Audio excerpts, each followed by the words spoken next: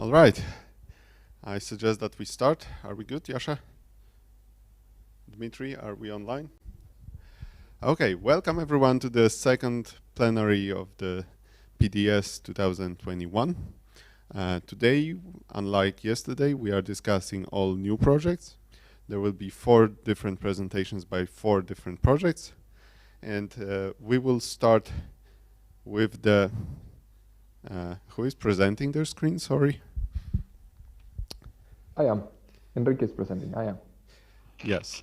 And is that the team that emerged from the discussion about blockchain propaganda? Because no, we had the one on. Therefore, I would like to start with the team that used to be called blockchain propaganda, and now. Is that sorry? Because we were not the ones dealing with propaganda. So I don't know if you want to start with that one. That's not our group. Okay, so you have changed your topic. Okay, so you have 15 minutes to present.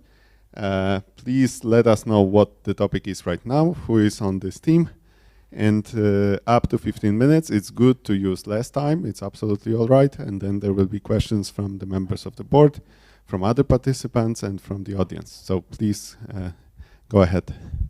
Okay, this is our project. I'm Enrique Uribe Youngblood with Mazen Diwani and Tyler DuPont. We came up with this project that wonders, or has as the main question, how is the comic book subculture exported and imported across the world? Can move on to the next slide. Thank you. So from that main question, we came up with 3 sub-questions. How does global capital flow within the comic book markets? How or where is the content altered for the local community? And how do the locals use the media and surrounding culture of the comics to develop a sense of self within the globalized community? Those are kind of 3 inside questions. The relevance of the research outcomes, I think we put it in the questions that were presented to us. So we hope to be able to develop a model for studying these flows, and thus think about how this model would show the market opportunities for penetration of publishers into foreign markets. Also assist cultural exporters in their ability to localize their work for foreign markets, to understand how better to try to sell their comics elsewhere, and to map how individuals within the global comic book cultural retain and promote their own cultural identity and scene, because we will also look at the people who engage with these cultural products and how they take this global influences and how they portray their own local ones, and they negotiate that in their identity. So why have others not done this before? It has not been done previously that we know of, and mainly it is because one, comic book studies is relatively recent, although certain things of comic books have been dealt with in terms of propaganda studies or things like that. There's not much that has been done consistently about comic books. That's started recently. Second, mixing these levels of talking about the macro business things and negotiations and market opportunities for publishers down to how people actually consume them in different locales in the world is something that has not been done to our knowledge. So what is the role of each member of the research group? So obviously we have things that we will do collectively and the things that we will do and we will bring into the project. So from Mazen is the empirical investigation of factors that explain the penetration of publishers in foreign market from a macro level perspective. Mazen and myself, we will work together in developing the model, so on understanding what the elements should be and organizing and selecting the variables for that model. I would do textual analysis on certain comics that we would look at, whereas Tyler and I would work together interviewing key actors. He would focus more on certain actors and I would focus on others. Tyler would also conduct ethnography and other interviews, and Tyler and Mazen could try to link together how they interpret the broad economic limits and opportunities with what happens at the local scene, so this macro and micro level. What is the place of the project in each of our members' academic career? For Mazen, it expands his interest from banking, which has been the things that he's been done before, into commodity trade, in this case, publications in the sense of these comics as products. For me, it expands on what I've already done before on the transaction model and on Colombian comics. And for Tyler, he expands into subcultural research in a different subculture group and expands his research in identity. The main fields that are involved for our project are economics, media studies, and sociology from our members. And what is the main then interdisciplinary connection? And is recognizing these media products as both economic commodities and artifacts that help develop local identities. So it's this connection of the global and the trade with the local and the identity construction. So we try to break down the main research question into the disciplinary areas. Economics is concerned mainly with this macro level perspective of thinking about what are these main factors that encourage or limit the penetration of publishers into a different market. We also find another aspect is to identify the cultural transaction process. So understanding that for this comics to make it to another parts of the world, there are a variety of processes of trade and transformation, modification of the product to suit a particular market. And then finally understand how local individuals and communities relate to this content and make this content their own, and therefore generate their identity in relation to this content that they consume. When we think about potential incompatibilities of disciplines and ways that we could resolve it, we think that from this discipline of economics, they try to be more deterministic in their intent and more quantitative in their structure, whereas from media and sociology, it is oftentimes more qualitative and descriptive. And we will try to bridge the gap by coming up with a model that brings together, brings as far as possible the elements that we consider to be relevant and fill in all the other gaps that might break down and the things that the economic model cannot cover in and of itself. So in project outcomes that we could think of in the first year would be a presentation of tentative conclusions. I mean, when we're considering this, we're considering that we're going to take more than one market and more than one country. And by doing so, that would take us more time to gather the relevant data, because we will also need to be in some of these places. We would need to go to those places also to collect some of the data. So that implies that it would take time to do this. As we think of the outputs that we could come out of this, one is a methods article, because probably the most interesting bit is how we're going to coordinate between this macro level and this micro level, and how we could try to come up with that model and the whole debate about it. And then the specifics of the articles that would be mainly based maybe in one of the disciplines, but I would come over and touch the other disciplines in terms of the penetration of foreign markets, one part, one on the cultural transaction, so the transformation of the products, and one on the relation between the local adaptations and the global identity. So I was thinking of potential articles. Why did others not do it better and sooner? Basically, we would say that for the market and linguistic knowledge required is one of the things that comes to mind, because you would try to address markets that would use Arabic, Spanish, English, maybe, and then Russian. That might be one of the things. And there's always a Eurocentric bias. There has been a lot done on comics regarding Japan and the US, and probably connections between Japan and the US because of their big markets in comics. And something about, authors' comics in Europe. But this has a very Eurocentric bias, so that's why we want to take it out and reach out to other places that have not usually appeared in these studies. And because of the opportunities to network outside our fields, which are not very common. From media, usually you relate to those in economics with media economics, and with those in sociology with impact of media products or identity issues. So that's how I think this all connects. So what are the real world situations in relation to this project theme? Publishers would be interested to know what would be those cultural barriers or cultural advantages that they could have going into a certain market, and how to get to it, whether it would make more sense to translate or not to translate or whether it would make sense to do certain strategies or not to bring their products in. It also encourages cultural dialogue between the countries and then maybe shows potential in connections that are different than the ones usually expected, which might benefit to some publishers who would be interested in trading in different ways. It would provide successful cases that are not explained by the economic model. So we might have a breakaway case of a comic book produced in one country that has become really famous elsewhere, but it was just a one-off and it had very specific situations that allowed for that to happen. And it would help us understand the points of pride that arise in a local community in their connection to their to the source material. How this research could make a difference then?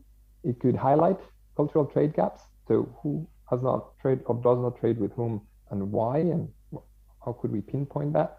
And how a local community can negotiate or fight as well as take on elements in a global market. So whether they produce their own comics and they react to that, or whether they connect to other small comics produced elsewhere, or just take on the US influence that it's mainly who dominates this. And that find out this kind of cultural impact elements that could go beyond the borders of economic factors. So that could not be explained directly by just the economics of trade and things like that.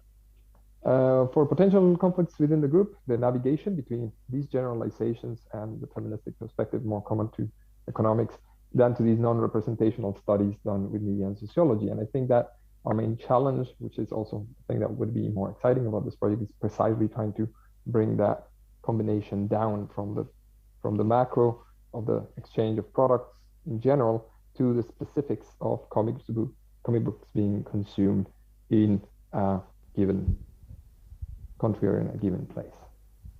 I guess that summarizes it within the time frame, trying to put all the things in. Thank you very much, Enrique. Yes, very well within the time. And now I open the floor to, I think, we'll start with the board members, who is Andrew, Andre, Alexander, and Olga. The questions can go to the team in general, or they can go to a particular member of that team. And I see that Andrew Wattle has the first question. Okay, so you say that this hasn't really been done. I'm interested to know how you situate yourself in connection to the work that's been done by the journal called Public Culture, and specifically by Dilip Gaunkar, who works on this kind of stuff related to cultural flows in all sorts of different areas. I mean, maybe not specifically in comic books. I took a quick look on online, but I don't have a good connection here to figure out whether they actually have an article. But they do have tons of material about how these kinds of cultural flows work back and forth, how the local is influenced by the international. So how do you, I mean, what do you think you guys are going to find out that they don't already know? The economic part is not something they usually do, so I can appreciate that being a little bit different, but I'm a little unclear as to how, unless you do a kind of full-scale data mining of all comic books published everywhere, I'm not quite sure how looking at one country is going to help you come up with a kind of economic model that you can export to publishers. So I have a question about that too, but the first one is that methodological question. Are you doing anything different than these guys have been doing for the last 25 years? Yeah, I will even bring it back. That has been debated for longer than that on how the flows go. But usually, and this is something that we discuss in the group, the main discussion has always been with film. And film works very differently. Then film, then after that television, and I've done a lot of work with television in this kind of exchange, but that's also a whole different world of how that works. Because of the way that it's produced and the way that it's traded, it's very different than in the sense of comic books. So that would be one of the things that you mentioned. Comic books are not usually the ones that have been debated in this specific case, and comic books have gathered more attention, particularly, I say that from my perspective of what I know in Latin America in the last 10 years. They have gathered much more attention than they did ever before, and the market has changed a lot. So by bringing this into the comic books, we bring it into something different. It has been done with print media in the sense of magazines, and I'm aware of that. And it usually tends to be either it is done very locally and said, okay, this products were very successful, or an example of the Rolling Stones magazine and how it has been adapted to every market. But what has not been done in that sense is to look at other markets, particularly non-Western markets, and Japan, in the case of comics, which are the big ones that always get all the attention. And one of the things that I always academically think that it's important is that we look at those other places. And we would have here the possibility of Russia. And because of what we said, linguistically, we could cover Arab countries, we could cover Latin American countries, and we have the US and Canada also to look at those flows. So what we would be doing differently, since this is another type of medium, but it's in the published form, it would be different than most of the cases that have been studied that refer to audiovisual products rather than to printed products. And when they do refer to printed, they usually refer to books rather than comic books, which are different because of their visual textual medium. Joshua Reeves. Thanks for the presentation. I appreciate it. The potential research as presented to us seems, at least to me, a little bit skewed toward certain disciplines as opposed to others that are represented on the panel. I was wondering if each of you could in turn tell me how this kind of research might be published in your own field.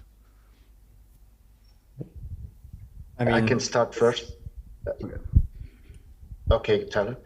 From an economics point of view, actually, first of all, I was really interested in the first formulating the idea of building a model where basically we have a panel techniques, regression models, where I'm interested in penetrating foreign markets. That was the dependent variable at least, and then analyze the factors, the regressors, the explanatory variables that would lead to this penetration into foreign markets in terms of how publishers get funded by banks, which basically actually I'm an expert on that point, the deficit and trade deficit and surplus between the publishers' countries, let's call it I, and the foreign market J at time T, the cultural proximity, all sort of dummy variables that would work out for that regression models. And from my understanding and from my point of view, this was not touched upon in the economics discipline. So I became interested first into posing this challenge in the economics perspective and moving on into the hidden factors that we as economists cannot deal with. So that would explain why I was interested into joining the project and start from departing from this economic modeling into the media studies and sociology and so forth. So that's, I don't know if that answers your question, but regarding publishing, I think that we will have to look for journals that are multidisciplinary in that perspective. Or in economics, you could certainly publish an article has some sort of extra elements, spices, when you're dealing with this modeling technique, especially in the media markets. Okay, Tyler. And for me, I mean, I think this situates very easily within my research on identities and then being a sociologist. The idea of going into a new field for me, going into these comic book stores, understanding how these kids operate in the stores, understand how they communicate with each other, understand how they develop their own media and share it with each other, to develop a sense of self, how they develop their sense of gender, how they sense their sense of being this individual in a global community and a local. And I think of this more in terms of just like development of media and sharing ideas, but I think of related to other studies, say in Lebanon. There's a study on how the people actually maintain the local skate park. So how do you maintain a comic book store? How do you actually maintain a culture here? How do you actually maintain people hanging out here? How do people interact with one another? And how is it different for people in Latin America than it would be for Europe or for me in the States? How do these small cultural differences make unique identities and unique ways of doing gender, exploring race relations, ethnic relations?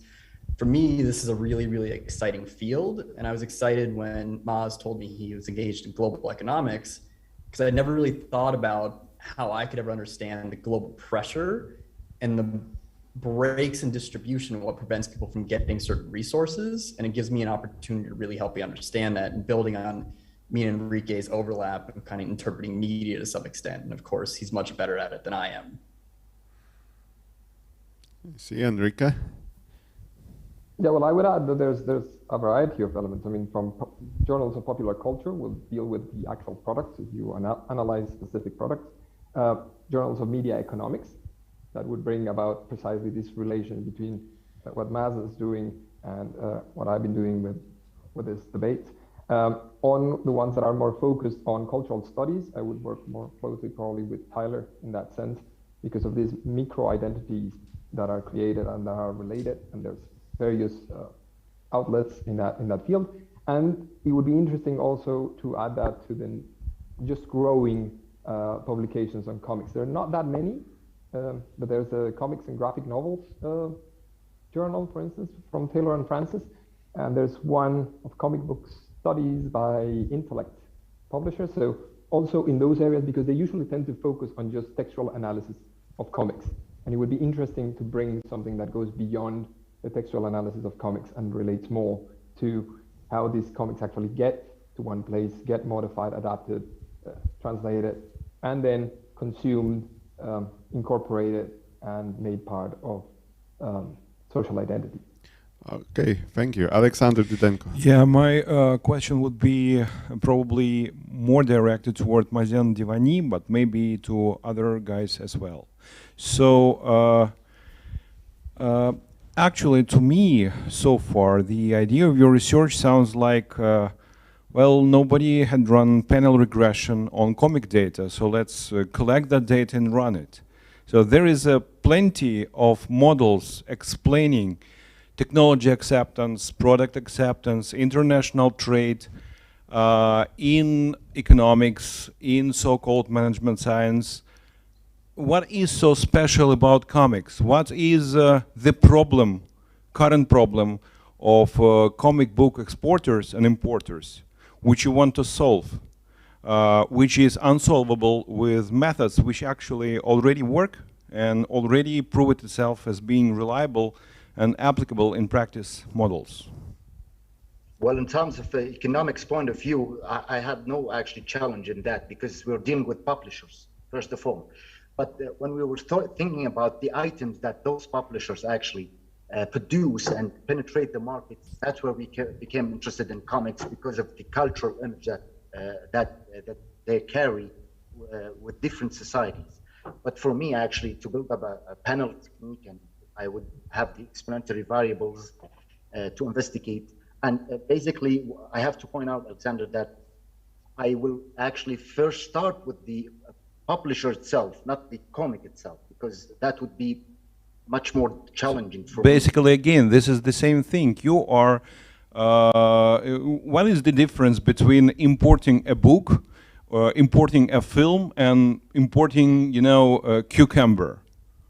Actually, that's Enrique would answer that. I mean, no, not Enrique, because actually, I just do not understand why we should have to build another model for importing and exporting exactly comic or media production. What is the difference? What makes media production so special that you have to make another model which differs from model for cucumbers, for example? Yeah, we wish to know how the penetration in foreign markets would work for a certain publisher in country I to the country J. So there are some reasons or factors beyond what the economic model can explain.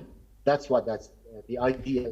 Could you give could you give example of such factors? Maybe, of course, you haven't identified, but maybe your hypothesis. What might be those factors? Absolutely, we have like cultural proximity. Which is used in other countries. We have some sort of cross-cultural predictivity. There are actual researchers which are using Hofstede and Trompenaars models and cultural proximity of two countries on these scales for explaining their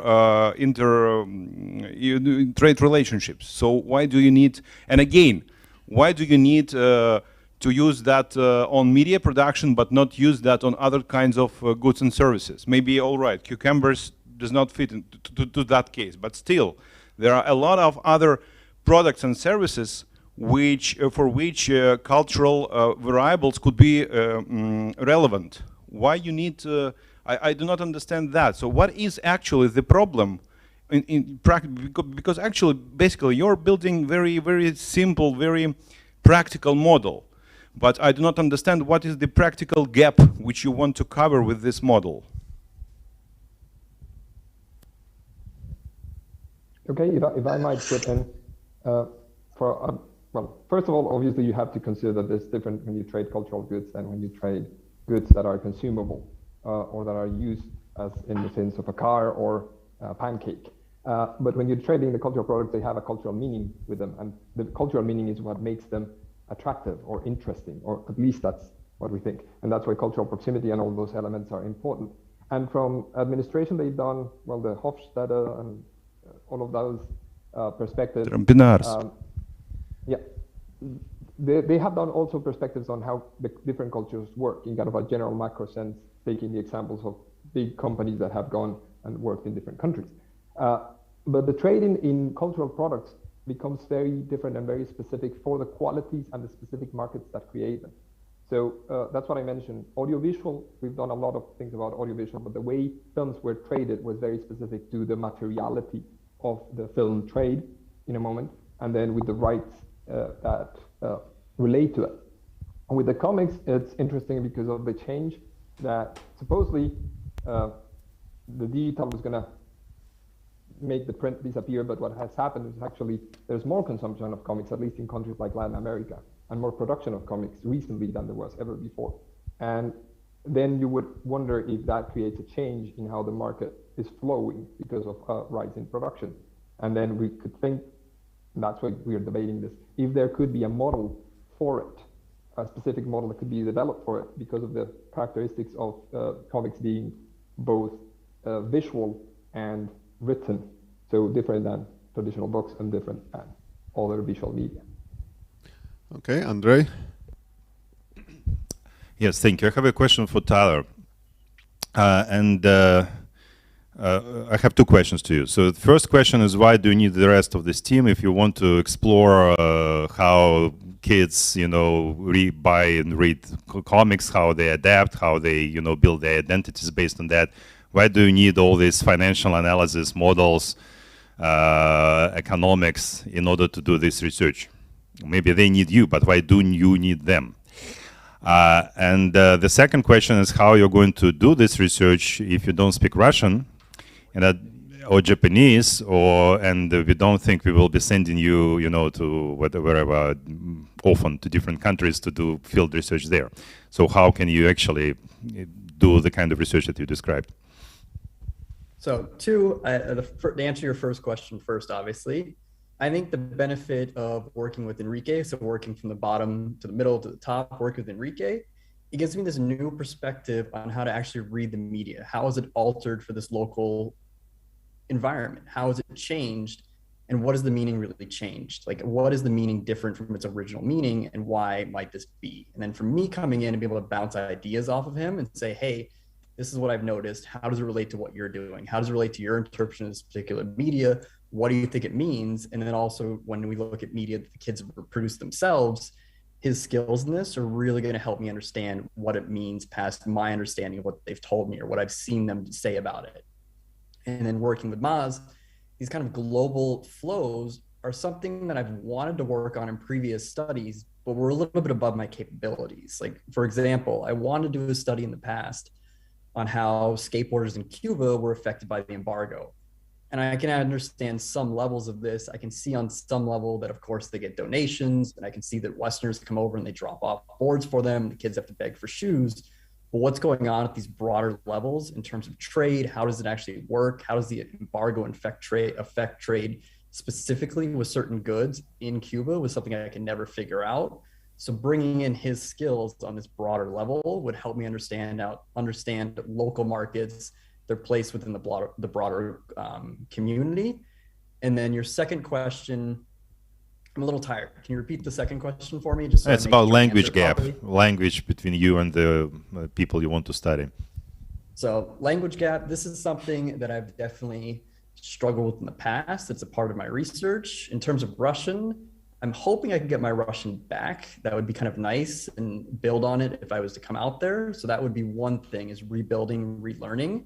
In terms of other markets, I do, and this biases my research, and it's something that I have to account for. Having my dominant language in English, there's only been 2 places I've ever been where English didn't get me by with my sample. One, it was in San Antonio, Cuba, and the second one was in Kursk. The only 2 times English didn't work for me. So the advantage of speaking the global language and having assistance from Enrique for doing interviews would be very, very helpful.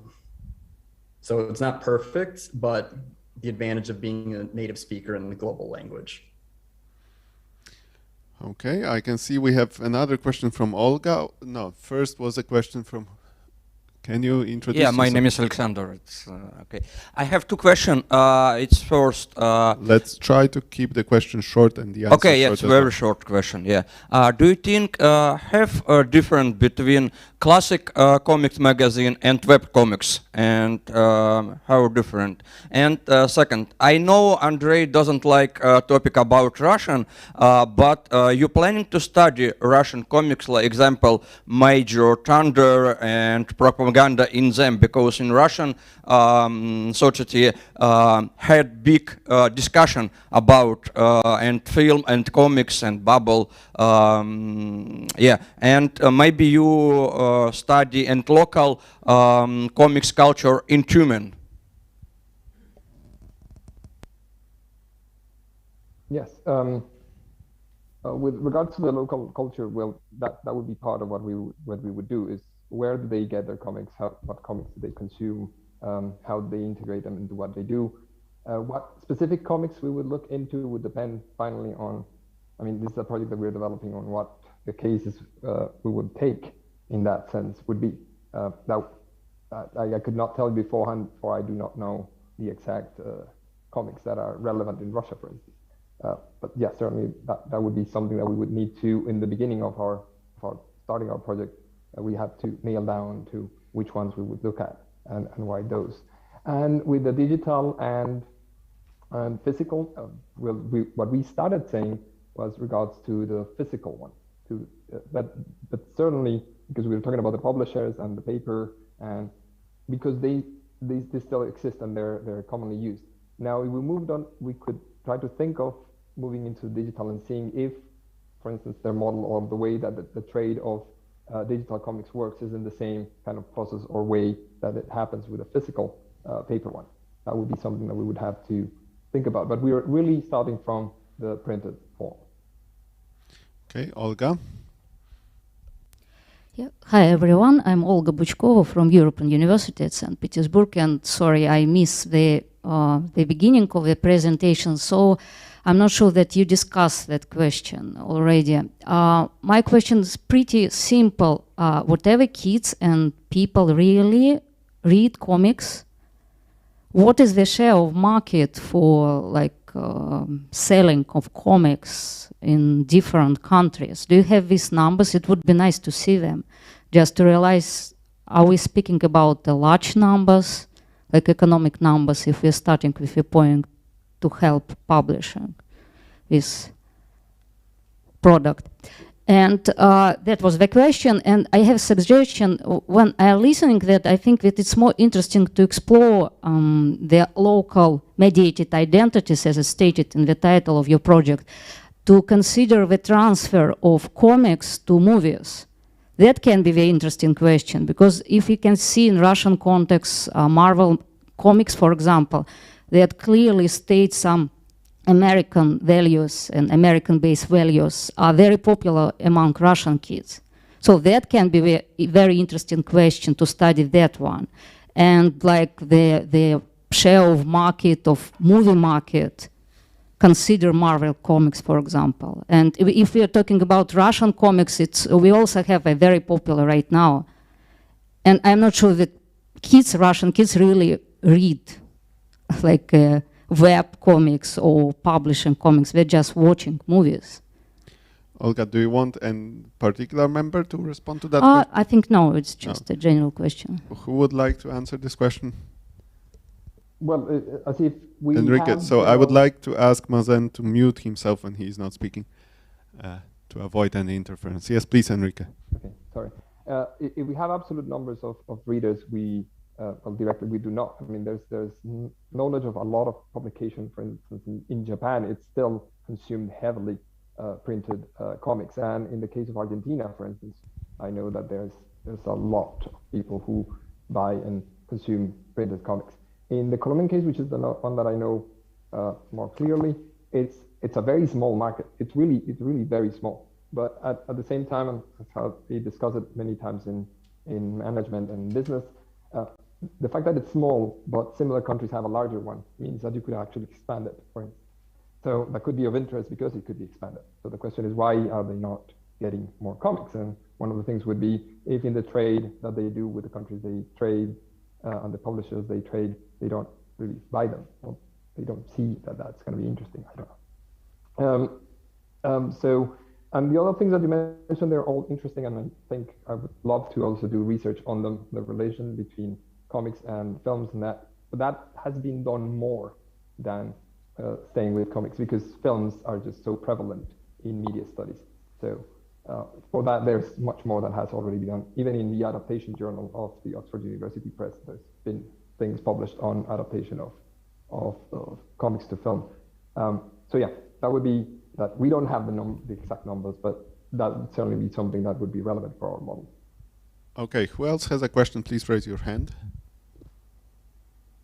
Okay, so we will have the last question from Andrea, I can see.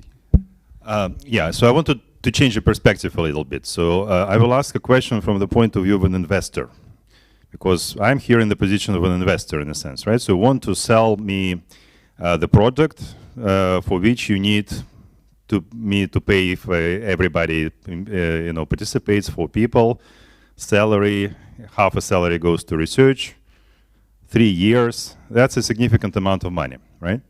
So usually universities do research which is basic fundamental research, like for example, free will, right? It's obvious there is not immediate consumer of this knowledge, but we just want to know more about free will. Or they do research which is kind of applicable, but ahead of time, right? For example, ethics of artificial intelligence is probably very important for lots of people, for lots of technologies, but like they will pay for that in the future, right? Or they're already starting. But okay, you do something that doesn't have a market yet, but will have a market in the future. But in your proposal, you have a very specific market. These are publishers who will benefit because we will know how to, several times in your presentation, I mean that, well, it will help them to learn how to better penetrate the markets with the goods and earn a lot of money. So my question is, why don't the publishers pay you? Version number 1, you cannot convince them that it's really going to work and be useful to them, but then why should I believe you? The second version is, so the question, why don't you go to a publisher and sell this project to them and save some money for SAS, so we just pay you tuition for your teaching, right? And you get the research portion of your salary from the external grant of a publisher for whom you do such a useful thing that will actually help them sell millions of comics in international markets. Can I answer that, please? Tyler, you can answer after. I mean, I just wanted to explain that from economics point of view. First of all, if I do some determinants, investigating determinants of profitability in some banking market, actually banks, they cannot pay me to find out those sort of determinants, which are policy research, led. So that's for the policymakers. But in our perspective, things that actually, I don't know if in slides you got the idea or the perception, Andre, that we're focusing on a specific market, but we're trying to tend to have something that's on a macro level in several countries and several contexts. I do know that this is a challenging project in terms of going to local communities for Tyler, and you just raised the questions in a few minutes past.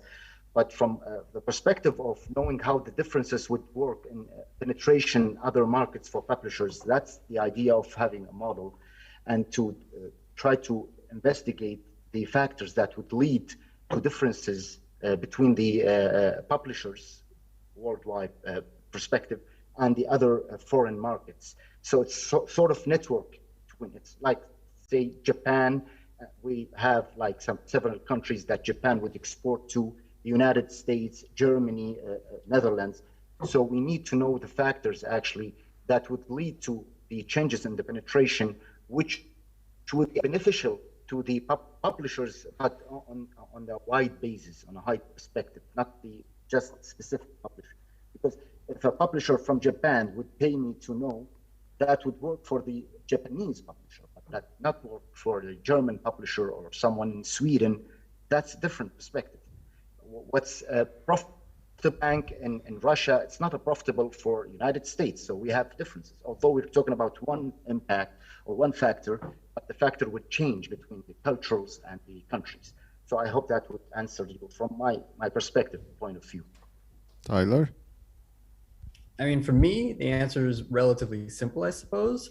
It's kind of like my primary goals for my career are develop knowledge, really explore subcultures, help develop theories, understandings of the world. And if a secondary use of that is for marketers to gain more market share, to gain more money, to gain whatever, for politicians to develop policies, that's great. But for me, my primary goal is for this development of knowledge. So that prevents me from going to market research, because Nike, they made a lot of money in skateboarding off of paying anthropology PhD students to study skateboarders. And it was something that wasn't necessarily something I necessarily want to do. If they use my research for their own profit later on, that's good, but I don't want to be the primary goal, the primary framing of my work. And the only thing that I would add to that, Andrew, really quickly, is if you give it to them, then they don't need the academia for that. I mean, if you want to make yourself useful in that sense, would be, I want to be a consultant. And to be a consultant, I already have to have the answer. And I want you to hire me because I have the answer. Because I already researched that and I know the answers. So you want to hire me. You want to pay me in the university as a consultant because I know how to ensure that your new developed product would actually be a success in another country. Okay, and I think that's a wrap for the first project. And thank you very much, Tyler, Enrique, and Mazen. And now we are moving to the second project. We are again prioritizing the people who are online. And I think the second project is also primarily online. Indeed, thank you, Daniel. Thank you, everybody, and good afternoon. As you can see on the screen, the title of my presentation, our presentation, is Immersive Virtual Reality Empathy Machines. Mm-hmm. From Alexander, myself, Xenia, Sang, and Manja. I'll wait for everybody to take a seat. All right. So we're dealing with a number of issues here. I just called it immersive virtual reality for the sake of brevity in the title, but we're actually dealing with virtual reality, non-fungible tokens, and blockchain as applied to history, trauma, and art. And we're also looking at issues pertaining to colonialism, imperialism, and identity. I'm going to show you a couple of videos to illustrate what we mean. First, a video from a third-person perspective where we can see the usage of virtual reality, and then from a first-person perspective. So the subtitles were in Korean, but we don't need to understand Korean to know what's going on here. We're using virtual reality to increase empathy between two human beings. And we're doing that through immersion as well. And now we're seeing the reconstruction of a historical traumatic event from a first-person perspective, in this case, 9/11.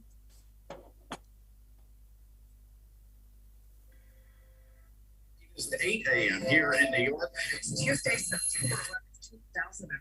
It's such a pretty morning, isn't it? I remember that morning, the mood was really right. I was feeling really good. Came to the US in 98.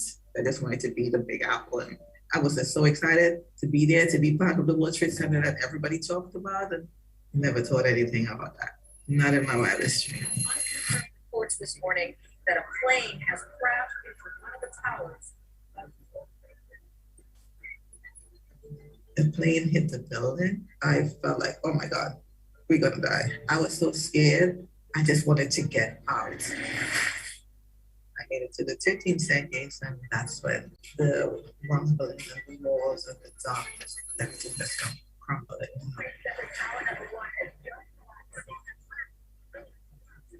This has to be a dream. The World Trade Center just didn't collapse with me. I just wanted to die. I was like, let me go to sleep and not wake up. It's gonna be the same for me every year. I'm just gonna be thankful and grateful for being here.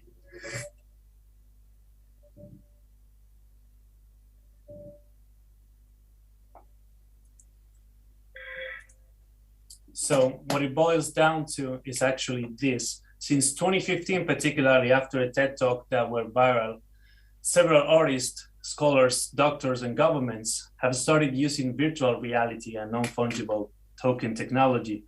And by the way, when I say non-fungible token technology, what I mean is digital works of art that can be transformed into verifiable assets that can be then traded with relatively easily on blockchain protocols.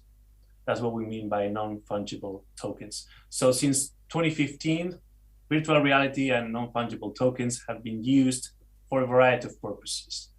To relive historical events, as we just showed in the video, to represent censored episodes, for instance, in the case of the so-called Dirty War in Argentina.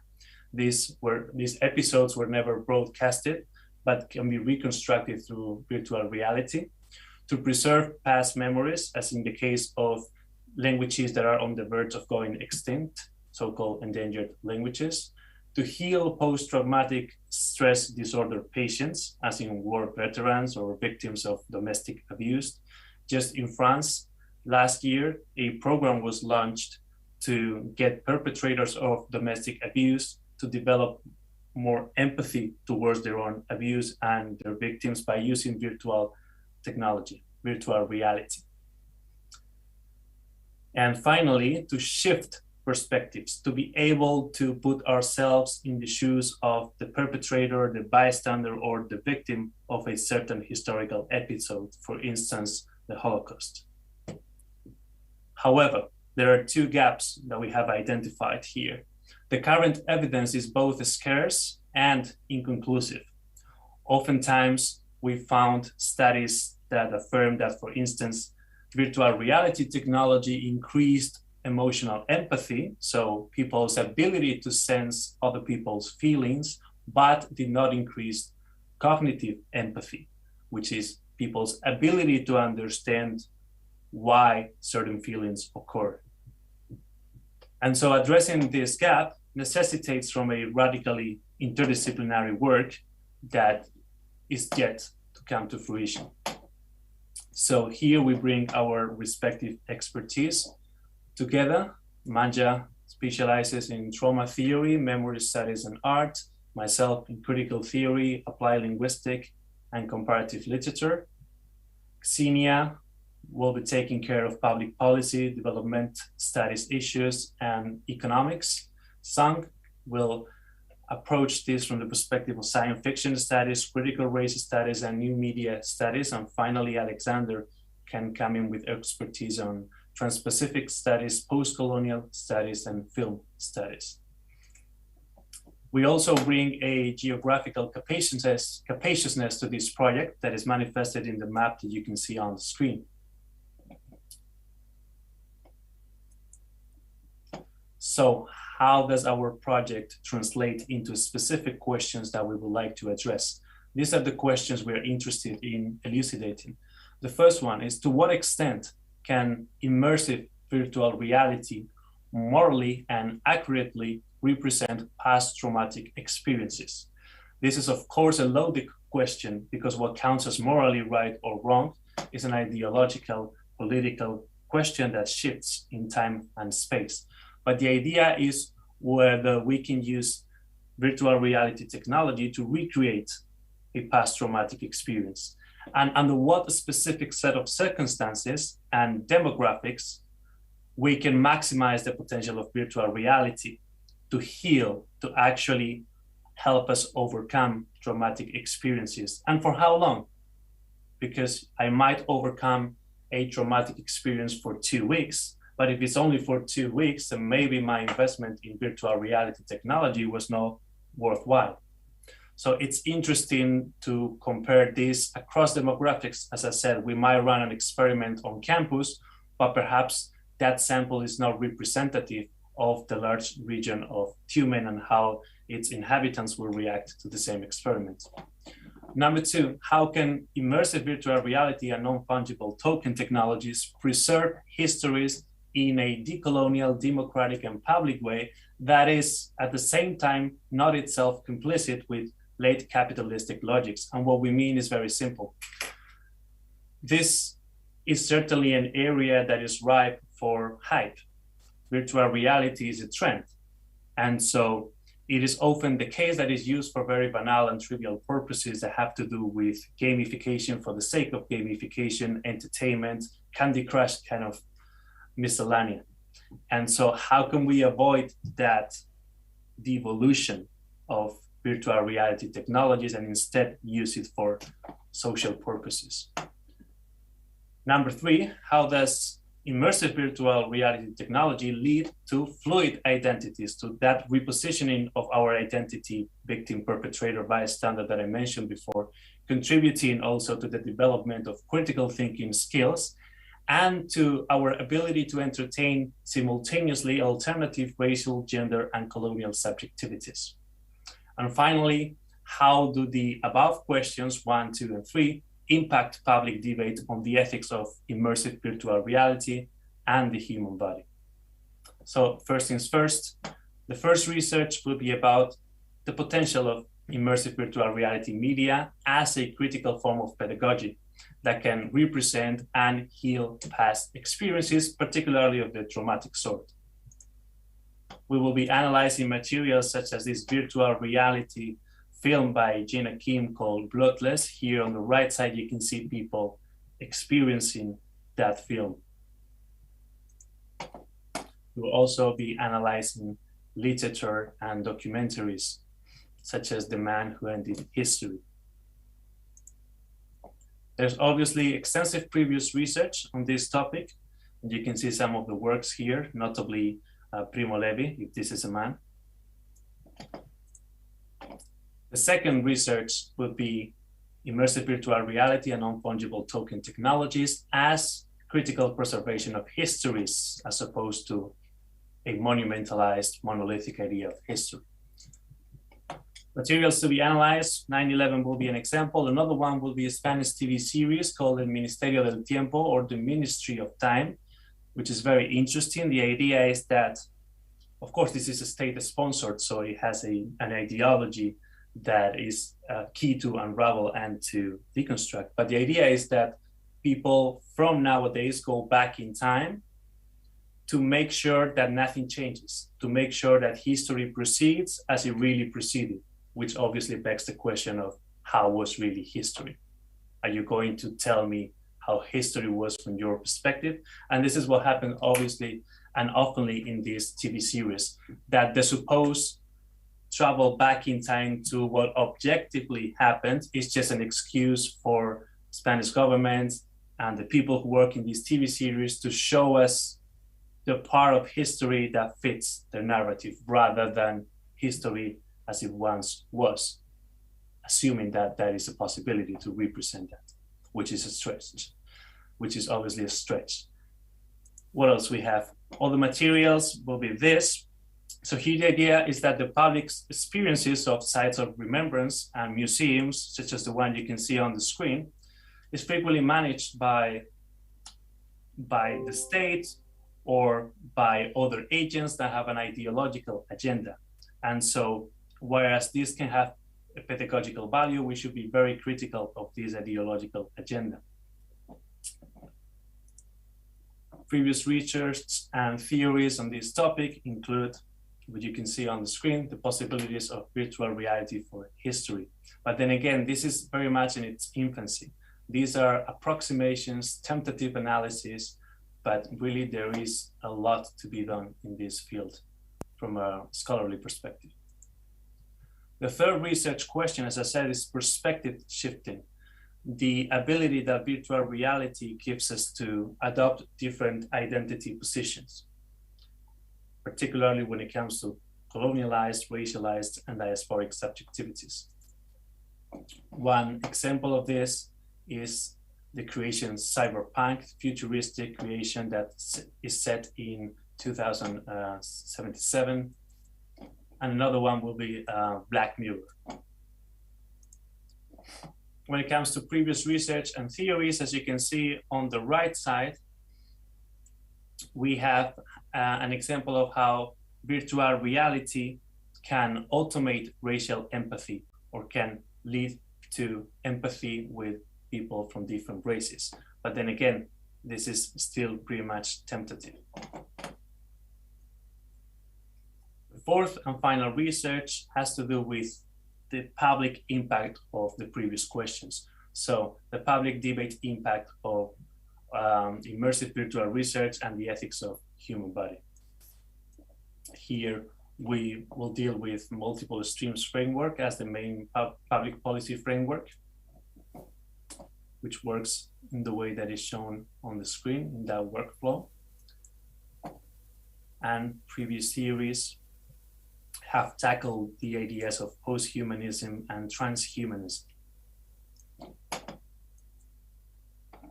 Journals that will be interested in publishing this kind of research would include the Journal of Educational Media, Memory and Society, Journal of Conflict Resolution, Journals of Public History and Museum Studies, the Journal of Museum Education, and the Journal of Museum Ethnography, and finally the Journal of Computers and Education. There is a highly interdisciplinarity when it comes to computer science and education as regards our project. The timeline will be something like this. Obviously, this only covers the first 3 years, as was indicated in the instructions, but it suffices to replicate this by 2 for us to tackle all 4 research questions. So during the first year, we will be tackling the first research question, doing a brainstorm and collective watch and read of the materials, then the research and literature review, and then the publication of an article in one of the journals that I just presented you with. And same for the second question, etc., until the 4th question to be covered in total in 4 years. Which disciplines or bodies of people will be interested in this and benefited by our research includes people with mental health problems, COVID-19 patients, rehabilitation, therapeutic issues, diaspora studies, restorative justice activists, sociologists, people working in the field of peace and conflict studies and conflict resolution, Black studies, queer theory, virtual reality exposure therapy, post-traumatic stress disorder, and public policy makers. All of these will have an interest in seeing the results of our research. With that being said, thank you very much. Thank you very much, Carlos. The first question will be from Alexander Didenko, please. Раз, два. Okay. So my question will be to whoever introduced it. Thank you very much for your presentation. Very interesting, by the way. But my question will be to whoever introduced an FT topic to the team.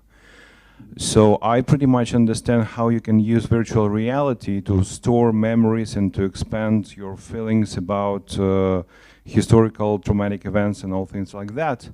But I do not understand how a non-fungible token, which is basically just a record, which is made according to certain standard in distributed network by computer program called smart contract, is a response to cryptocurrency sent to that smart contract. So how can you use this thing to either cure PTSD or store memories about historic events and so on? Yeah.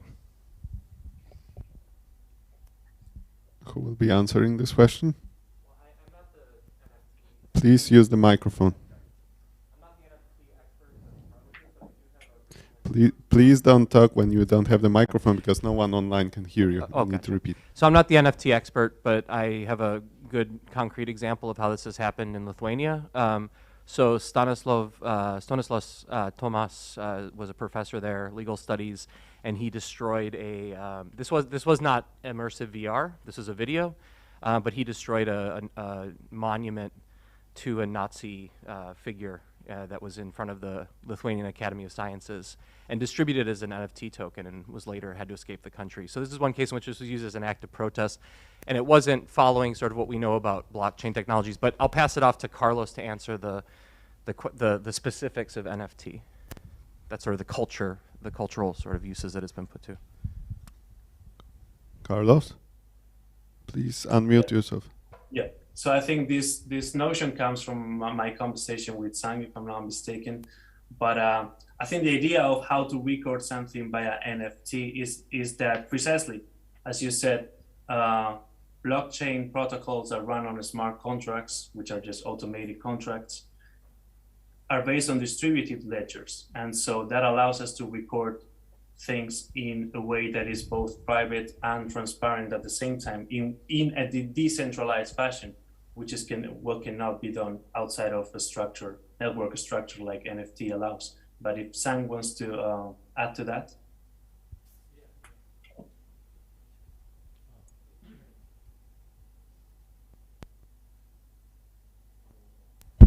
So from the, because the Carlos brought up the idea of blockchain and NFT, and I thought it's very interesting from the perspective of like literature and art, because in the past couple of years, there is this discussion about the gallery art culture versus like public art culture, because some forms of art are usually owned by, let's say, a certain government, certain nation, or certain people who has the money who can possess it, which is not, shared by general public. And another problem is that if the government or the person who owns the art piece decide to destroy or like control, then it's just gone, right? So what if if the technology of blockchain or NFT, as Carlos explained, is just is decentralized, is shared with a lot of different computers and technology. So it can be a way to preserve a certain art form, digitalized art form, such as VR film that is reconstructing certain past history. Yeah.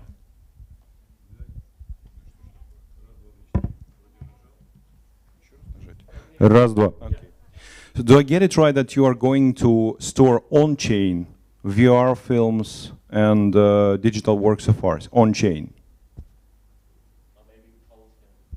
Please use the microphone.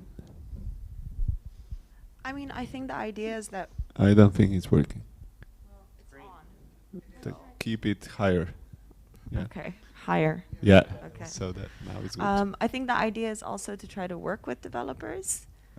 So I think considering that NFTs are quite new on the market as well, it's something that's really underdeveloped. And I think the idea of preservation and examining preservation from the point of view of exactly what Sangyun said, decentralization of that, is something that we were really interested in exploring and seeing how we can do that, perhaps working with developers.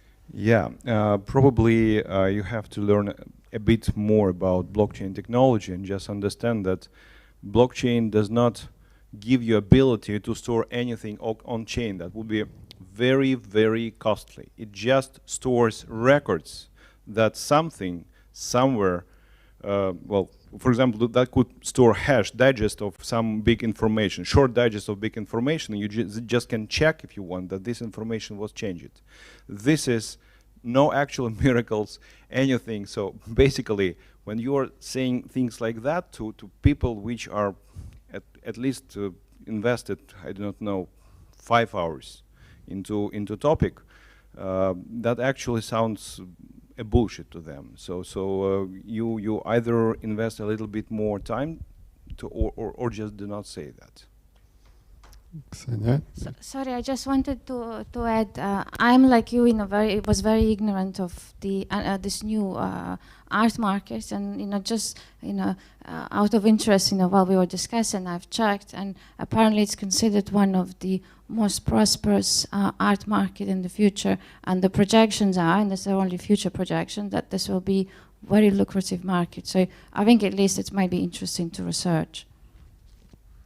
Okay, thank you. Who has the next question? Andrew. So one thing we sometimes ask is, well, what's missing from your research group that would allow you to actually develop this project the way you want? And if it's not your fault, I mean, you have the people you have and the people who exist, but what would you like to see? I mean, if you said to Andre, okay, we have this great idea or a set of great ideas, here's what we need in terms of personnel to really make this work.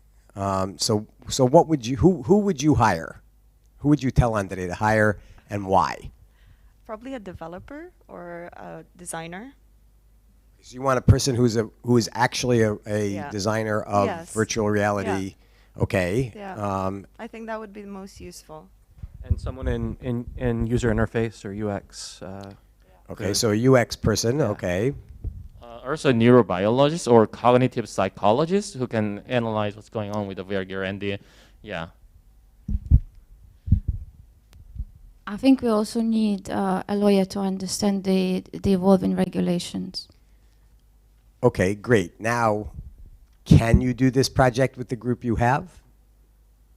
That was a kind of sneaky question, because I think, to be honest, the answer is no, you can't do this project with the group you have. So you simply don't know. You guys have a pretty, actually, relatively narrow range of, with the exception of the public policy side, which is unusual in quotation marks. But the rest of you are relatively close in terms of your fields. I mean, this isn't really interdisciplinary. I mean, so it's like, cultural studies, media studies, literary studies, comparative literature. I mean, it's all the same stuff, basically. We all know that now. There's no actual boundary between these fields. So essentially, you're all in the same field. You're all studying the same stuff. And what you don't have are all the interdisciplinary people you need to actually do this project, it seems to me. Carlos? So maybe waiting for the next PDS? Yeah, but Carlos. Yeah, no, I completely disagree with that.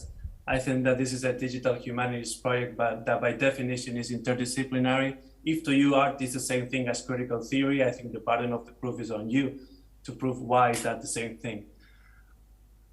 Having said that, I think that there are also people that we need, as my colleague said, that can be contacted independently, just like happens in other research groups, right?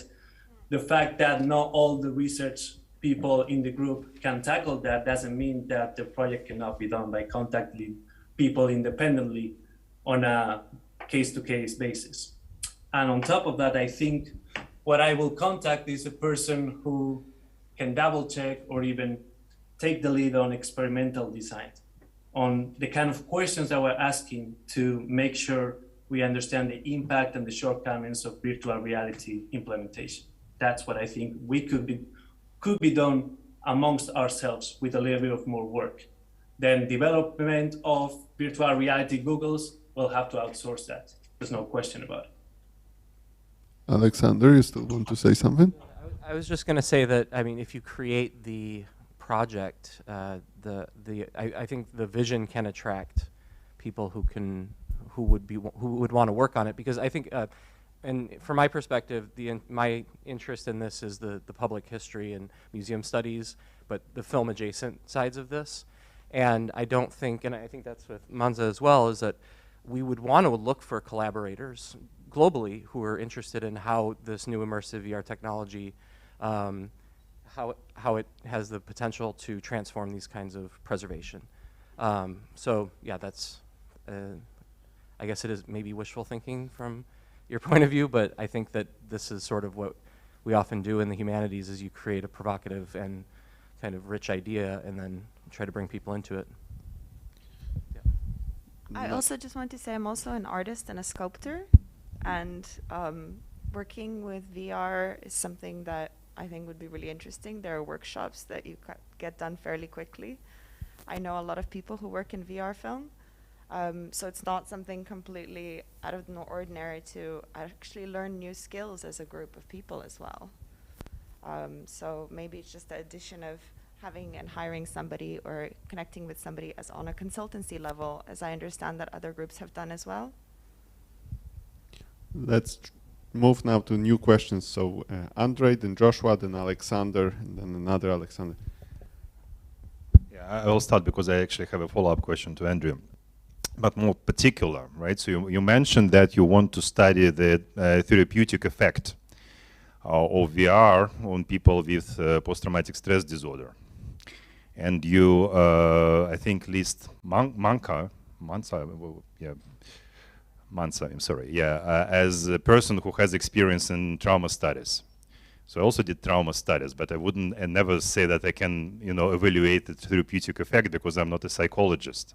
So how can, and then I think that's a specific question to Mansa. So how you can evaluate the therapeutic effect of virtual reality things on people with PTSD? I mean, I've worked with people with PTSD for 4 years, 5 years of my research.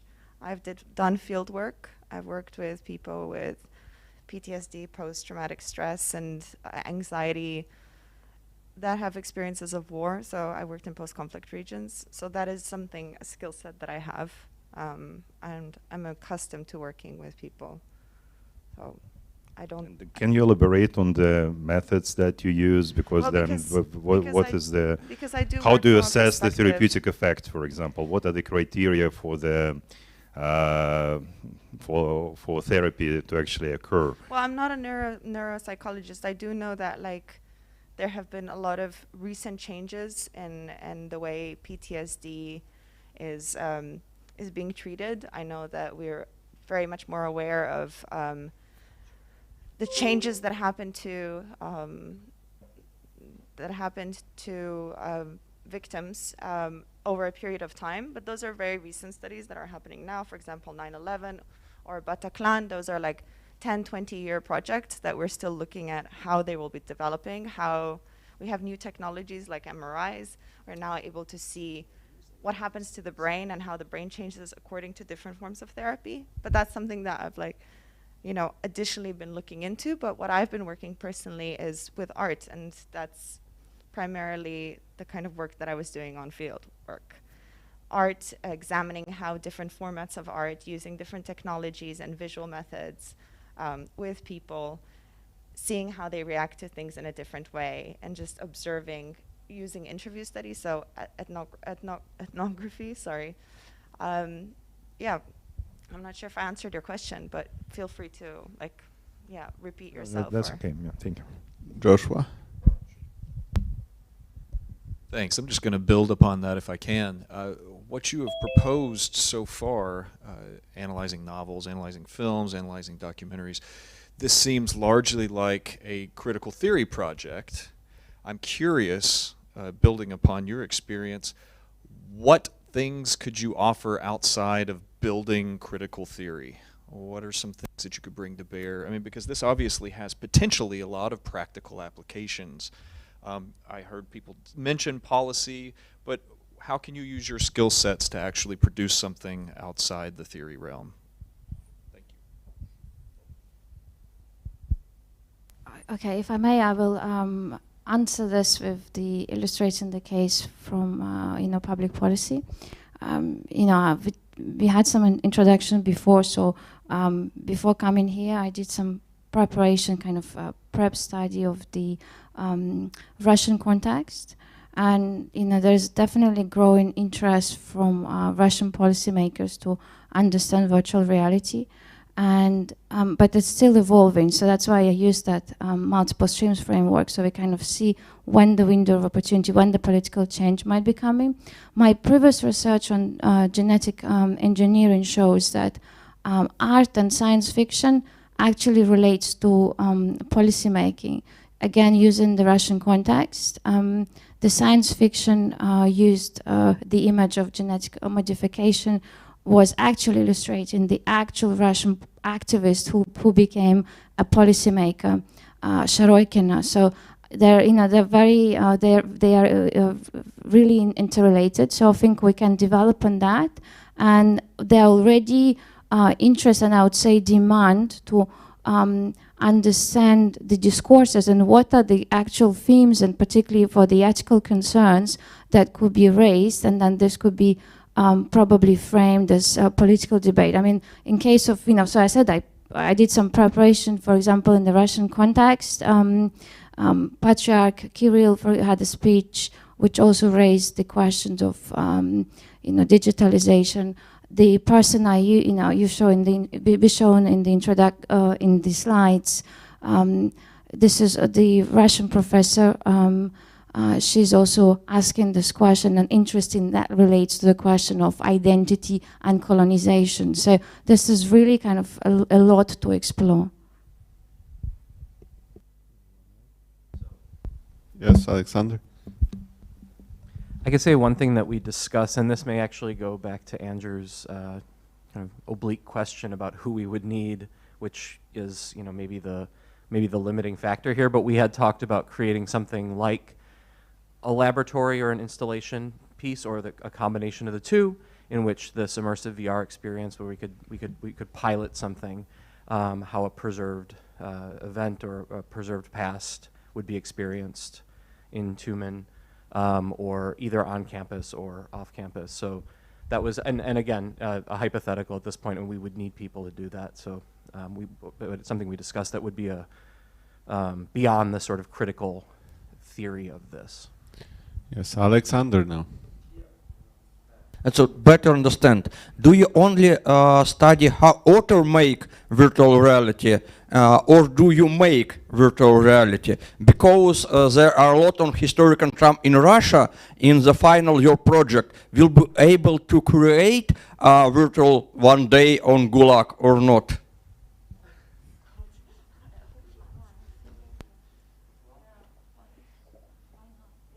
Who would like to answer that? Well, I think our collective answer here was why not? It will be something we can explore. See, Olga has the next question.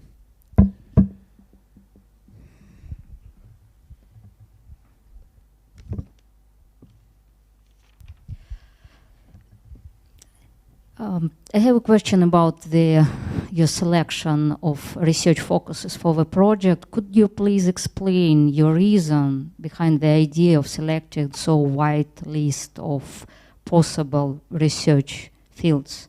I mean, each of these research focus, I think it's only 5 of you. It's not enough team to realize all these, I think 4 stated, right? It was 5, even 5. So what was the reason? 4, okay, that's right. So what was the reason to choose this list, not to focus on one research area? And the second question, it's, I think, specifically for Ksenia. Whatever you believe that like Russian public field needs critical analysis, and you will be able to sell that to Russian public makers.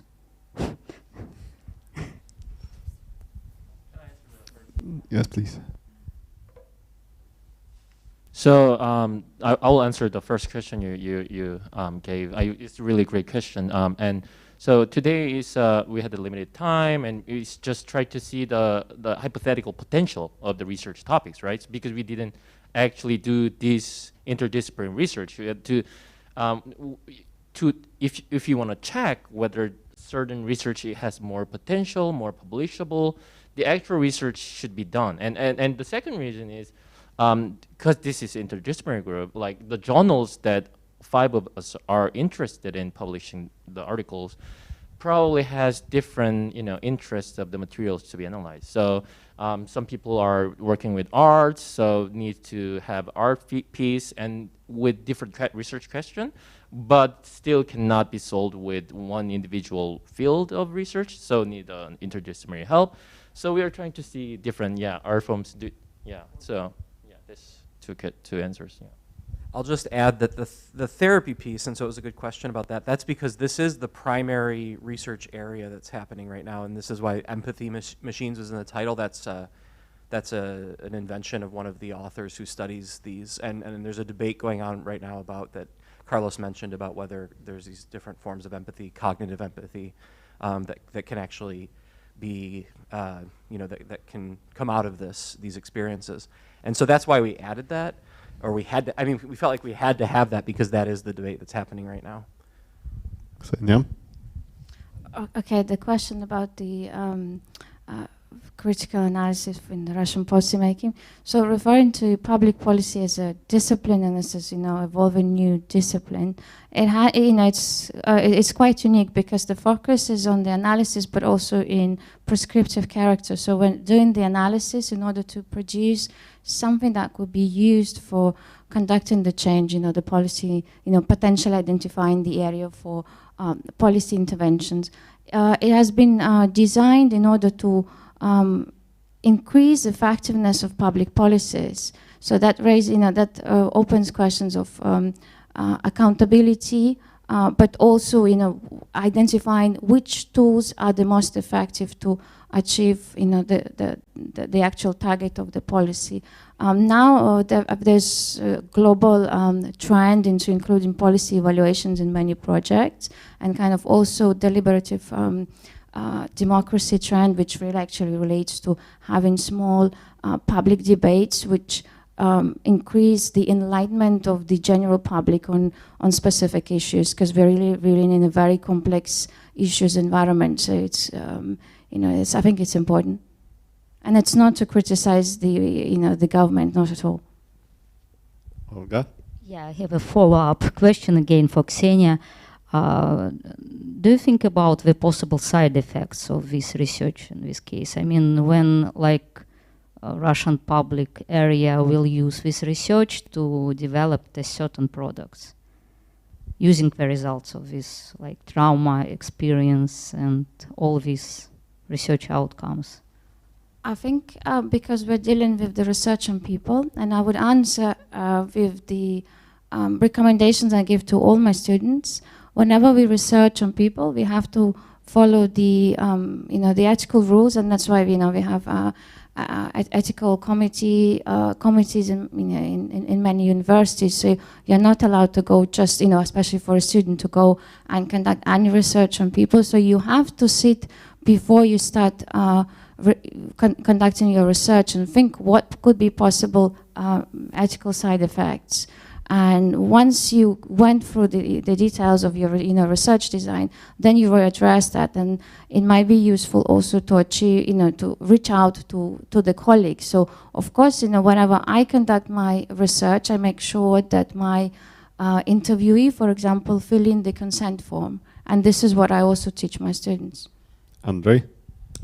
Yeah, I think we have a very interesting combination of the two teams, right? The first team produced a project which I kind of believe that they can accomplish, but I have problems deciding whether we want that project, whether it's interesting enough for SAS and in general for the community. It's interesting for publishers, but they refuse to sell it to them for some reason.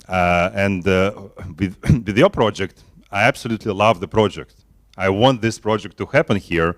It's absolutely relevant, it's exciting, it's easy to sell to all kinds of audiences, from students to, I don't know, to general public who want to know about virtual reality, experiences, all these things. Raises lots of interesting questions. But the question is whether or not your team can actually handle that. And most of the questions here were about that.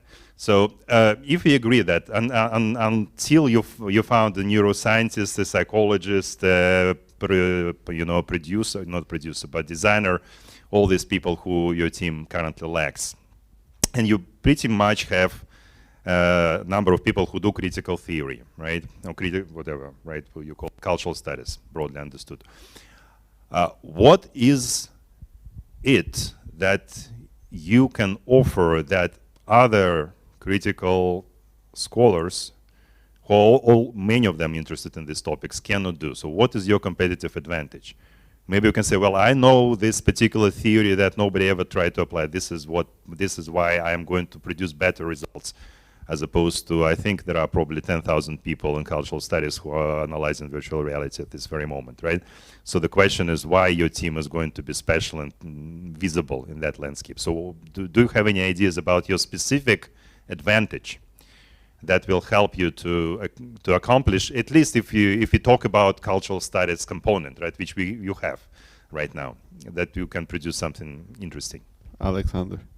Just as a first comment and as an approach to answering, I think the geographical and historical research that we've already done, and that was shown in the first 2 slides, that we know these sites very well. You know, Manza, for instance, she had just explained that she had worked in these, you know, these sites of war trauma. Several of the sites were places that I work on the contemporary traumas as they are understood archivally in Nanjing, in Shanghai, in Buenos Aires. And then, you know, of course, I won't go through every group member, but 2 examples of what we bring to this. I just want to add also, like, the 2 of us also work in film. Like, I work as a film producer professionally, and he's a documentary filmmaker, so. Okay. Yeah, also I think a lot of these technologies we are dealing with is developing so fast, and the new technology is there, but the artists are trying to think about how to use this new media and do new technology for something creative, like what kind of narrative should I make to fit in with, to use this technology in the best way, right? So the technologies are changing, innovating so fast, and artists are trying to figure out what to do with it. And because of that, I think as I'm a science fiction researcher, and there are a lot of science fiction films and novels that imagine the near future use of VR. Like if VR develops a little bit more, like if the VR the gear has this one more function than that, then probably this will happen, that will happen, and the new use, right? So that I think also kind of like the strengths of our group has compared to other just VR researchers. So yeah, I just want to add that. Carlos? Yes, I just wanted to add that I think the combination between critical theory and experimental design is really important here. So a lot of experiments are irrelevant because they fail to ask relevant questions. And so coming from the perspective of critical theory, we are better equipped to analyze each basic term that is deployed in the questions that we're going to ask as part of the experiment, and to draw more interesting conclusions from the experiment itself. But also, I think we need to be realistic.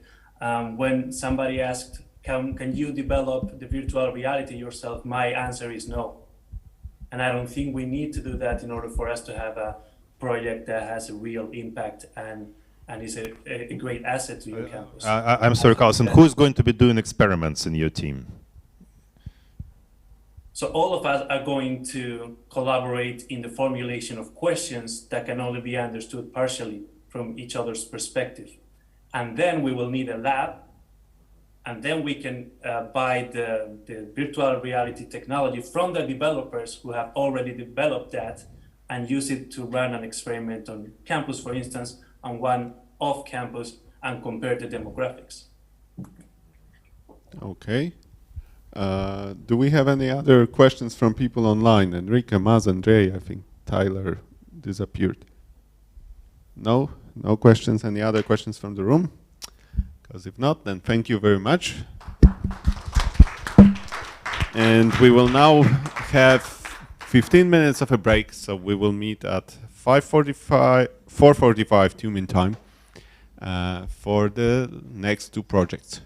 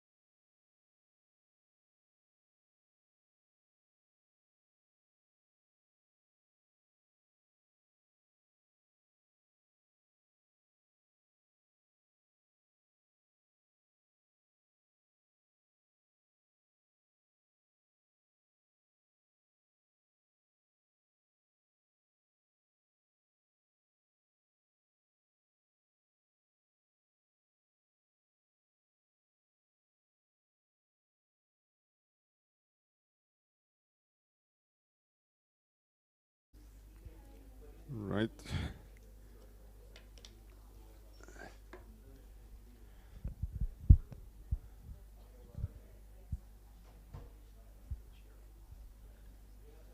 Okay. Yes. Are we online? Okay, so we are ready for the next two more teams today. The first project is none. As Groucho Marx said, whatever it is, I'm against it. We will discover whether that's the nature of this team or something else. So please, who will be presenting of you? Julie, okay. So we have up to 15 minutes, and then we will be asking questions, including, I hope, our other faculty candidates will be asking questions as well. So Julie, whenever you are ready. Wait.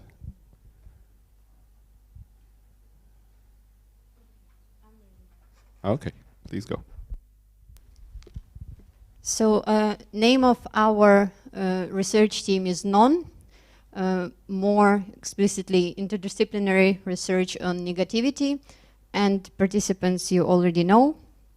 So the inspiration, what served as inspiration for the name of the project is partially etymology, because NON has these various shadows of meaning, such as lack of something, not, the meaning that suggests negation, but also not one, not alone maybe, and something different, but it's opposite to un. Un is the opposite, while non suggests it's more about negation. So, yeah, and it also suggests that it's before, something that precedes, and the reverse side, the absence of. And it's opposed as, to positive, some positive characteristics. The structure of a project is the most important thing and most interesting thing. We suggest the different structure from normal structure of SAS teams. It will have parasitic and symbiotic structure in a way. So it suggests me maybe as a depressive realist, I don't see anything else in life except for suffering, and I don't believe in happiness. I think that all we can have is different modifications of suffering. And this is already this negative perspective. But the parasitic and symbiotic structure suggests that a team collaborates with every other team. It exists maybe as a meta team, and it intervenes, so to say, in a work through the symbiotic way or parasitic way in the work of other teams. It also collaborates with mini projects. People from our team collaborate with mini projects with other teams. So it's different because it's not self-enclosed, but it's open to collaboration with others.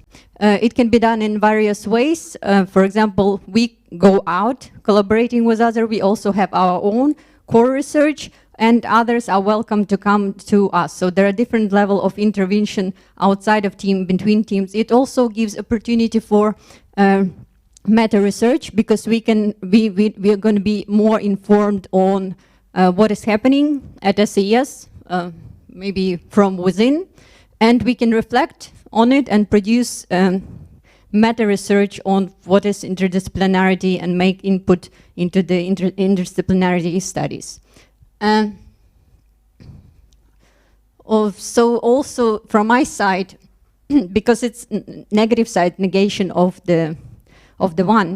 this being self-enclosed on individual level, of a level of collaboration, it also suggests me, because I got a diploma in clinical psychology, and I'm allowed to practice as psychologist in institutions legally without being suspected in something. So I can moderate maybe on a level of team, moderate there as a psychologist, psychoanalyst, negative psychoanalyst, moderate their potentially conflictual situation, their suffering, because they're not self-enclosed, because they need to reach out to others.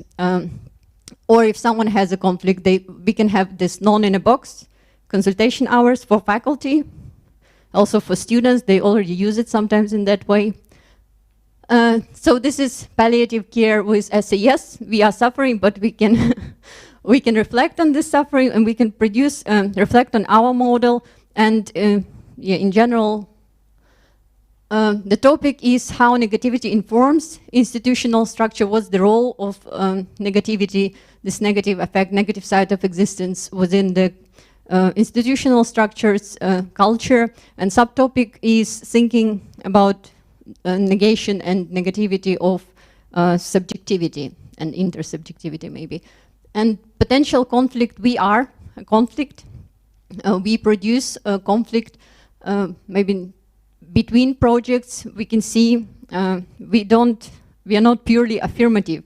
We don't allow this self-enclosure of people, of projects. We are at the side maybe of a conflict, but making them maybe productive, maintaining them, seeing them as not something to avoid, because with avoidance, because life is suffering, work is suffering, we are not trying to avoid it, because by avoiding it, we just become self-enclosed and basically don't cooperate. And in maintaining it, we basically maintain the ability of us and of individuals, subjects to cooperating with others. It's hard and it needs maintenance, like the support of suffering. And make it so it might produce conflicts between projects, within projects, but we maintain productive conflicts rather than dissolving it, and we maybe understand that it's Michael Shapira, something that remains here, that crisis is perpetual, and we understand that we don't produce it, but we intervene in the crisis. And potential conflict of our disciplines and our methodologies. So, main research question: what is the effect of negativity? No, this negative side conflict in research, learning, and education. So first of all, we're reflecting on educational structure, a structure of SAS, because this is what we see in people here, and more general effect of negativity, non-conflict in intersubjectivity and subjectivity. And to some level, all of us, even though we are from different disciplines, I'm a psychoanalyst, Stanimir is philosopher, non-philosopher, and Dwayne is sociologist. We have been working to some extent from certain points of view on those questions already. It would be interesting to collaborate, and we already disagree on certain topics because of our disciplines that are different. So hypothesis is that negativity defined as absence of, in this case, and non has to do with negativity. It's based on instrumentalization of this definition of negativity. So maybe Stanimir will explain it later, that non is already a method, is not only an object of research, but also a method of research. The hypothesis is that negativity is central or structural. It's always there, maybe implicitly, and it's more or less associated, this kind of shift of thinking is associated with progress with in some science, for example, in evolution, that used to claim that nature does not make leaps. It's the basis of Darwinian evolution, and more progressive evolution intervention in the theory of evolution that it precisely does. It includes this, the negation. It includes leaps. There's this subjectivity at the core of, negativity at the core of evolution, and not only evolution, but also in psychology, we can see certain similar trends. So, but still, by definition, thinking does not include negativity. Doesn't include this non. It's hard for us to think. And there is a research about that thinking is teleological. It's very hard for it to include negativity. It keeps working by excluding it. So for us, and the progress in science and progress in thinking in general, in philosophy and in biological even science, is to try to assume that this is central. This is the constitutive part of it. So it's quite innovative. And also negativity as recursivity. the thing is that, so how it has to do with intersubjectivity. The thing is that we are self-enclosed on ourselves, and we keep repeating is this self-enclosure on ourselves. And to negate ourselves, to intervene within this self-enclosure, results into the intersubjectivity. So it's this negation of yourself that allows intersubjectivity, the communication, formation of bond with others. So negation known as a structural point of such processes, the subjectivity, intersubjectivity, and institutional cultural processes. Method, maybe Stanimir, if you have questions. What does it mean? Stanimir can explain it more. And so project outcomes, the direct outcomes is a reflection on internal structure that leads to productive reporting. So we are intervening, cooperating with other teams, even apart from working with each other. And we can produce meta-research based on this apart from the research, so it's double research. And by this, we'll propagate the byproduct is that we propagating SAS model, talking about SAS, and it also influence of our reflection and reporting beyond SAS, the spillover effect. We can produce publication. We were thinking during 2 years, we can aim at edited journal issue, Q1, like Angelaki and Logos, meaning that we'll produce papers for this issue, all of us, or jointly or separately. And we can produce separate individual collaborative articles for this journals. We can also produce a book. There is University of Chicago Press has the series of 3 books that people publish, and they publish 3 authors each their own book. We can also aim at project and grant applications. We have various collaborations with those institutions. We can aim at teaching. I was already teaching negative pedagogy as a part of our pedagogy course.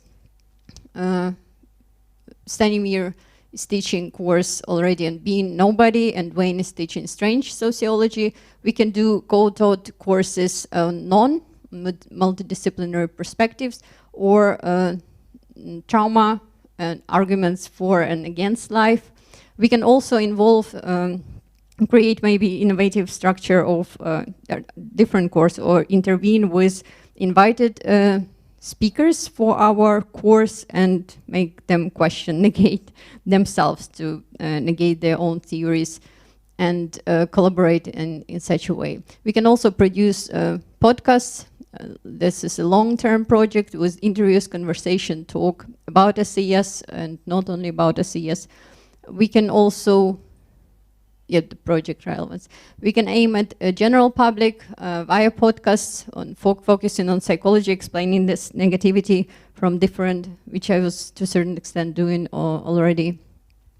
We can produce a model of group work, of our group work here, and we can aim, if we add to this empirical sociologists and empirical psychologists, we can produce some recommendations for, based on this model, for HR practices.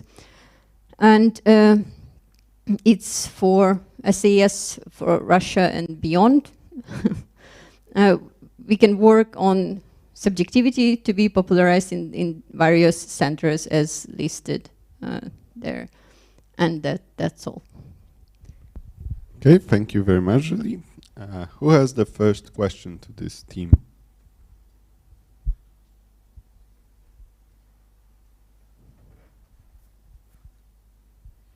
Carlos has. Alexander, then Carlos. Yeah, probably it's normal for an economist to, in this situation, to say the truth that I didn't understand anything. So basically, yeah, it's safe for an economist to say that I do not understand anything, because this is a kind of text which we usually do not understand easily. So basically, how it differs from just a general critical function, which is internal to any, which should be internal to any researcher, right? So it sounded for me as like we're going to just critique projects which are made by SAS researchers, and yeah, and that's it. No, it's actually collaborative, because when you critique, meaning you know that you are right, and from this standpoint, it's different. It doesn't involve suffering, and from this kind of, you're basically aiming to find this the actual genuine, not just pretending to collaboration, understanding the possibility of understanding people, and supporting this process. You know, basically, when we are critiquing somebody, we were not saying that we are true. We are trying to find flaws in logic. This is how usually, I mean, at least my experience of critiquing. So you're just reconstructing logic, and then you say like, hey, you see here and here it doesn't work. So yeah, so it differs from what I've described just right now, or? Maybe I can jump in. So the idea, I think you imply something which at surface value might seem okay, but our project doesn't imply that. So I think what's implied when we talk about critique, Julie already articulated that, but I'll go a little bit further, is the position of knowledge, right? Because our project is organized around the idea, the problem of negativity. So with the problem of negativity, or none, as we express it more artistically, as a shorthand, implies the position of ignorance. So this is, I think this is a fundamental, there is a fundamental difference between the two, because the problem of, if you start, as we try to do with this problematic of negativity towards which everything revolves, it's not that you don't have epistemic assumptions, you do. Obviously all three of us have already done work on negativity, and that's why I assembled this project, right? So for example, the example with the teaching that's going on at SAS already kind of proves that, or sections of that teaching, to be more precise. And just, I had another point, but I lost my train of thought. It will come back to me, thank you. Can I it's just a follow-up. Give me an example. For example, I think the team we all familiar most with is the longest existing team here, Free Will. So give me an example of how you're going to talk to Louis Verwoerd and let's say Alexander Usvitsky, and who else is there? Giacomo, right? Yeah, by introducing your negativity stuff to the thinking and critiquing and whatever. Critique the project, please. Do the showcase of your proposed practice. No, we can observe, but intervene. You know, go through our borders. Maybe it's first of all work on ourselves. Julie, can you move to the concrete level? You have been following the project for since you've been here, right? Because they are always around. You heard them present the project, I don't know, 10 times. So you already know enough at least to start intervention. So intervene. Yeah, my aim would be then, as I see my role, is to go there and observe a structure of how meeting is conducted, for example, and to see what can be improved, meaning to change. Is there a possibility to change, maybe for Louis to suffer more and to listen to other people more? Sorry, Louis. Andrew. So yesterday actually, we had one group that presented with Louis, in fact, about Buddhism and quantum mechanics. So Buddhist practice is among a set of practices including hesychasm in the Russian Orthodox Church and apophatic theology, which exists in various things, which somehow should seem related to your non or emptiness in the middle or something, right? So could you work with that group that wants to work on, in a fruitful way, that wants to work on quantum mechanics, not just sitting there and saying you need to suffer more, because, excuse me, that really doesn't cut it. But what could you work with them? Can you give them something they don't already have from their Buddhism and quantum mechanics, that your emptiness, non-ness, sort of allows them to see that they wouldn't see otherwise? Maybe. Yeah, and this idea partially springs from the fact that sometimes you want to work in different, you work on this project, it's your main project, but sometimes you have some ideas that you want to go and collaborate with other, like I did with a naturally human collaborating with a topic on evolution. And you know, just the experiment maybe with the different structure that allows this kind of cooperation. When you go and collaborate in some ways, you're open to this, you invent maybe new ways, and people know that you are there for them to collaborate with you. So the non-project. You know, you're like nailing Jello to the wall. No. I mean, every time anyone asks you something, you kind of go all around in this like little sort of gelatinous way, and you never actually say anything. What would you do here, please? Well, I'm practicing it. It's actually established practice, and somehow, at least, it has a framework. I think there are more members to the team who can respond to your questions. Anyone is welcome to respond. I don't care who responds. I think, okay, sorry, it came back to me now, and it's related to your questions, actually. So I don't know, we were probably hoping, but with that little time, I'm not sure it happened, that the first couple of slides on the structure of the project, the reason why they were put first, right, was that there is a direct relationship between the way we imagine the team would, the project will function and the problem of negativity. We believe that they inform each other. And that's why we started with the explaining the structure of the project or possibilities of how that will function. So now, that in and of itself doesn't just mean that we are practicing recursivity for the sake of recursivity, or just saying, well, you know, a function can actually be its own argument, you know, in the lingo of formal logic. It's not just that. So, for example, if we would like to speak to the mini team within the team on the free will with Buddhism, etc. So it's not that our aim is going there and just listening and trying to purposefully destroy their methodology or whatever they have. The problem is that we go there without assuming that we know how to critique their work, because we go from the position of learned ignorance, right? And so it is from that position that then we can build mutual work. So this is for the first step. When it comes to the actual work, for example, the problem of emptiness, of self, and et cetera, well, I think that's really exciting suggestion from your part that we can actually work with that team. Do I know, or do we know how that is going to work out? No, quite frankly. We were also thinking to call it nomadic structure, and it turns out that nomadic symbiotic structure are more durable. So we come from nowhere.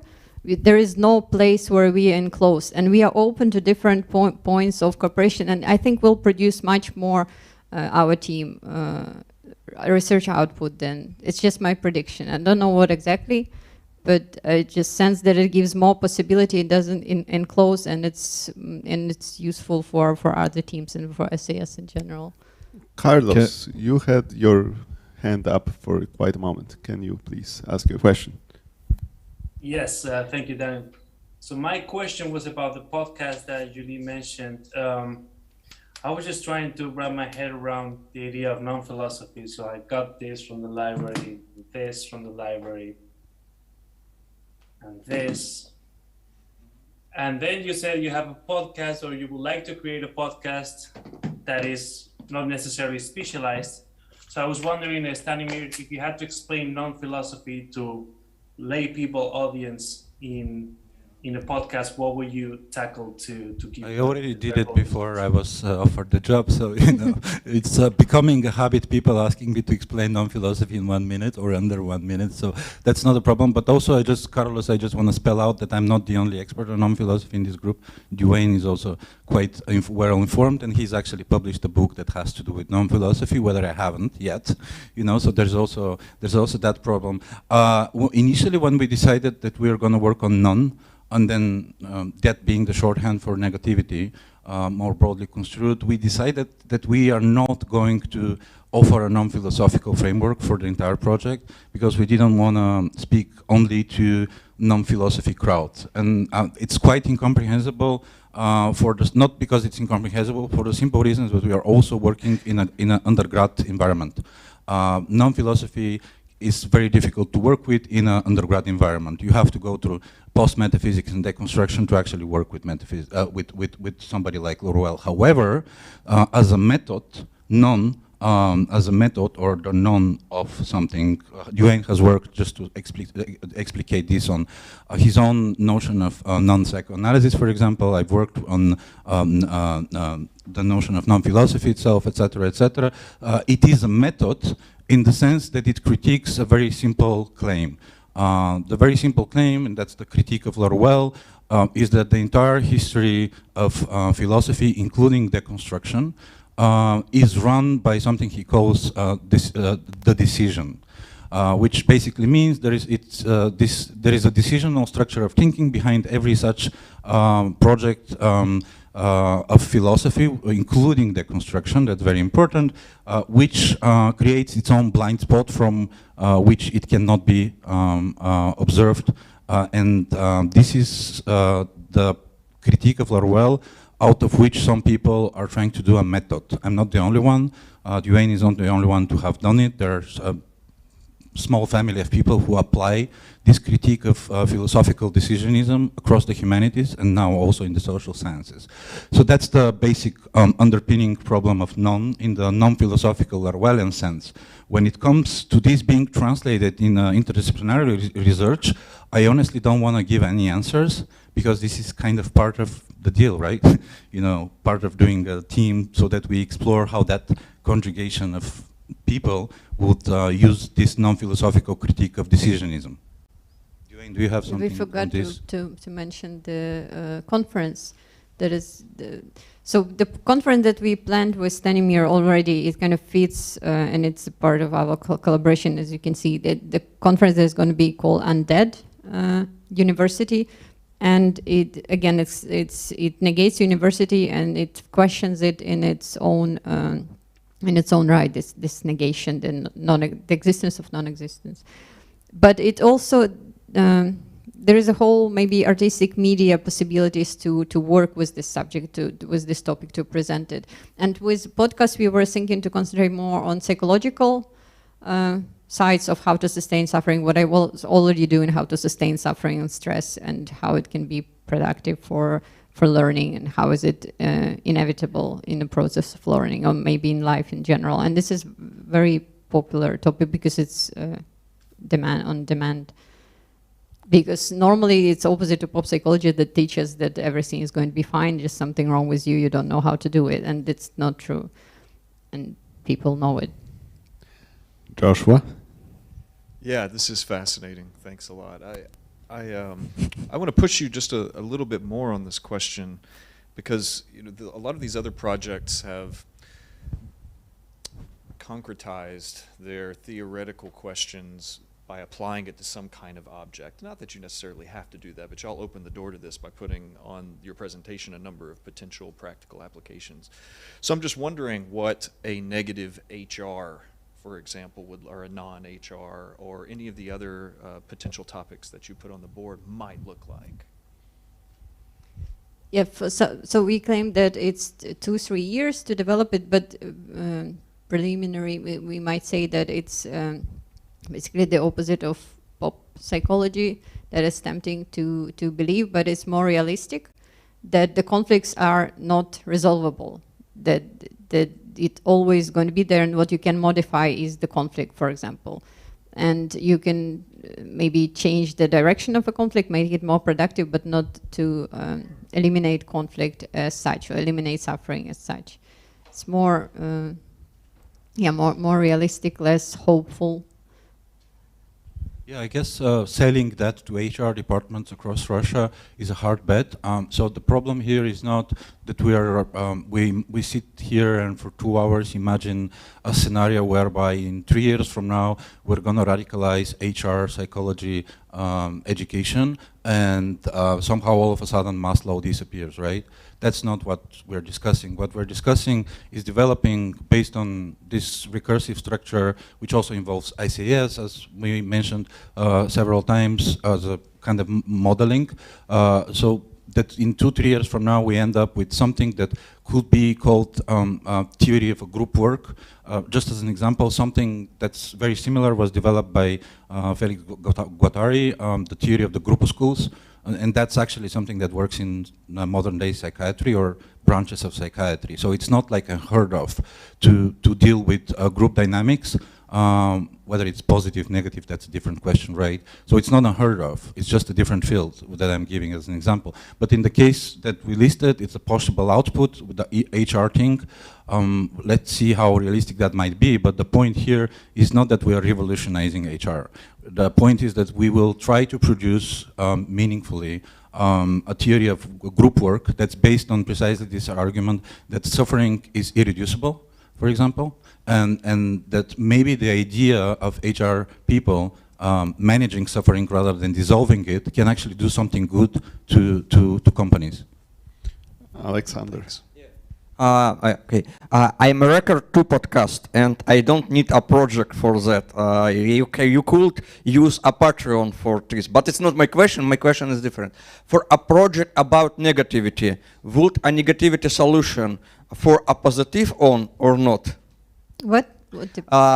Your project about negativity, would a negativity solution be a positive or not? Yeah, as idea, well, maybe it's to my idea, and I need to distract myself, listen to other. But the idea is to not to try to. Is there something outside of thinking that provides help, questioning help itself, and solutions themselves? And my claim is that we too much rush into the solution and to help, and this kind of help might be unhelpful. This is what I'm questioning, and this is my opposition to pop psychology. I'm trying to hang out in a level of thinking that is questioning helps, solutions, betterment. Is there anything else we can do except for this? Because we tend to, this is all we do, and it still doesn't help.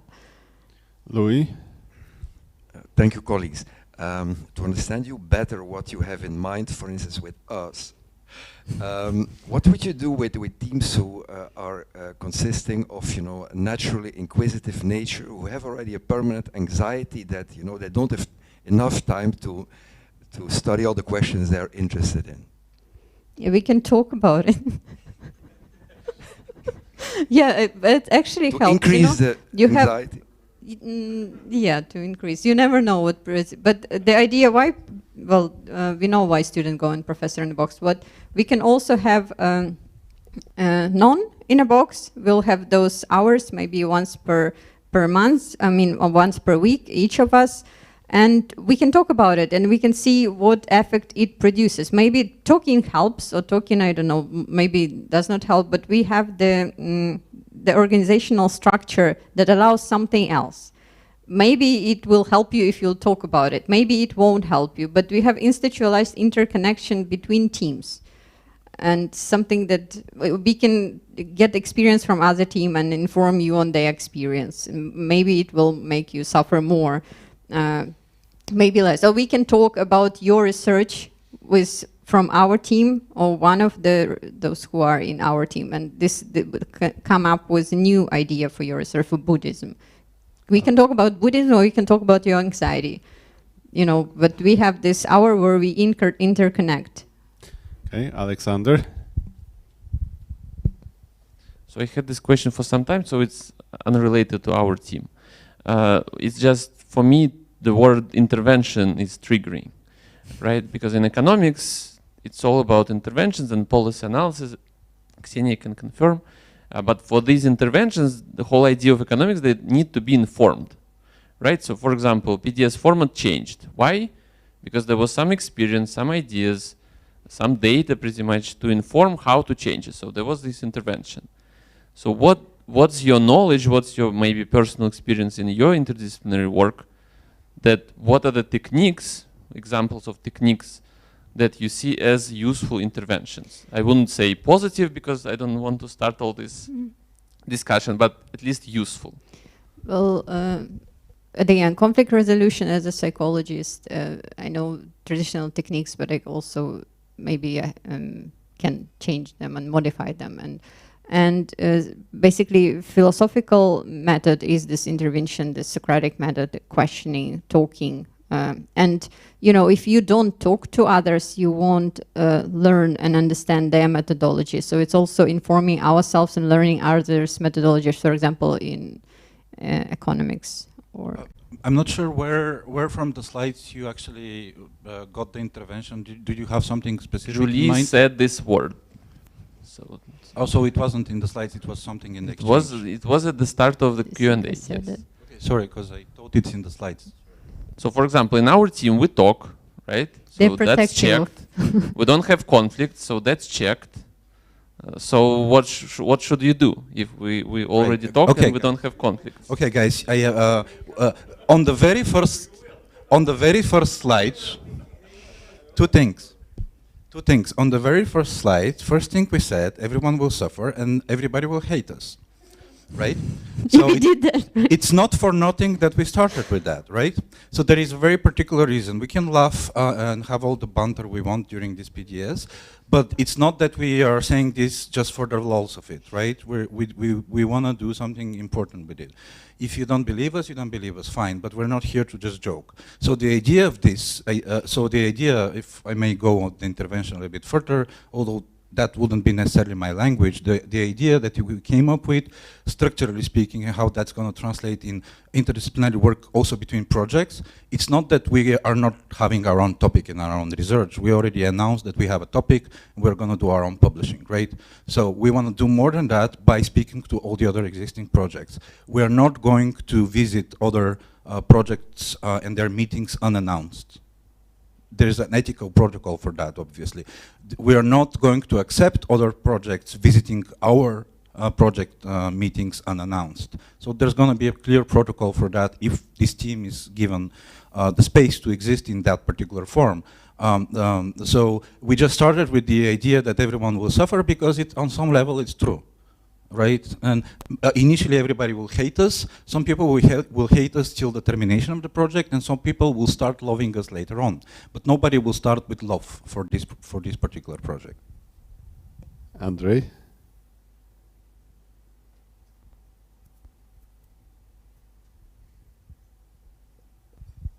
So I'm moving this position and coming back to the seat of an investor. Proposal number one, your team is financed by the research budget of the other teams. If they want to finance you, fine. They have freedom to use their research budgets if they think it's going to help them psychologically or in terms of the efficiency of their project, great. So far, I don't see many people who want to spend their research budget on your team, right? At least one team we used as an example was rather skeptical, and you actually accept that, well, no, nobody will want you. Let alone for money, right? They don't even want you for free. Second option, you sell it to, let's say, to the school and tell me and my colleagues that you will make other projects more efficient. They will produce better results, more publications, more outreach, more successful projects in various directions. And that I could use if you could somehow prove it or convince me that and we can even really, if you believe that, well, you're going to help this team doesn't want you, but they just don't know what they really need, right? Because we have a theory that, well, it actually will be more efficient, and 1 year later they will say, yeah, it was right. We were made to suffer, but now we published a monograph we wouldn't have published otherwise. All right. Can you produce any, convince me that it's going to increase not some knowledge that you have about negativity that you want to develop, but the efficiency of the projects that we have? In my view, it's going to triple research result. Maybe I'm a bit too optimistic for a negative psychoanalyst, but except for our own research that we are producing already, that's like normal team. We are having those mini projects, collaborating, each of us or some mini team from our group collaborating with other group, also producing something, maybe with them in collaboration, so between groups. Plus, we can reflect on interdisciplinarity relations, so it's the third level. It's like SAS, but triple SAS. How is it? Well, it's already recursive because we have the MA program studying SAS, right? So it's not like it doesn't exist. So it's not that our team is are having the same function. But two things on your question, Andre. First thing, I think you're already kind of in the position of an investor. So, you know, you and the people from the board have to decide whether this is going to pay off, right? So I think that much is clear. And the other thing, which is more important, is how this is, how we imagine this is gonna work out in terms also, I hate to say productivity, but more like unblocking certain problems in group work. So if we have, let's say, if we have none in the box, for example, this idea, we announce it as individual one-on-one. And that might have its limitations, but it might have very positive effects. Imagine there is a group that's tomorrow promoted, a project that's tomorrow promoted, and that project receives the blessings, the money, whatever. And in 6 months from now, let's say the 5 people in whatever team, or 3, understand that there is 1 or 2 members in the team who are not honest about interdisciplinarity. Let's just imagine for the time that this is happening. Or that person or 2 persons, which is half the team, can't just go on with the project, but they have to pretend because they are at SAS and they have to do the work, right? So what happens with none in the box, for example, is we have the none in the box for 3 months, nobody comes, okay, on a weekly basis. And all of a sudden on month 4, you get visits one-on-one in none in the box. And people start, for other projects, start talking about that. Now that's in a way related to productivity in the way I see it, because first of all, there is a confidentiality problem, right? So not always people in the team will speak directly to each other, in all honesty. So that might unclog certain problems of productivity within other teams. Now, I hate for us to see ourselves as institutional psychotherapists, because I'm not, and I'm not going to be. Julie maybe will. So this is already about personal autonomy as well. But this is just one answer to your question. So, yeah. We have time for one more question. Does anyone has a burning desire? Louis.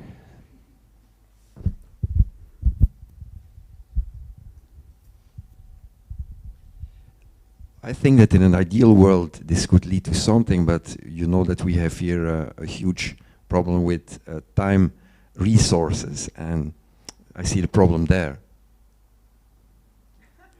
Well, because you will want us to, you know, invest time in, for instance, explaining you in all details what very specific problems we are working on. In my experience, to be honest with you, we can have an interesting dialogue with experts in the field who will need months, probably years, to, you know, have a good discussion with.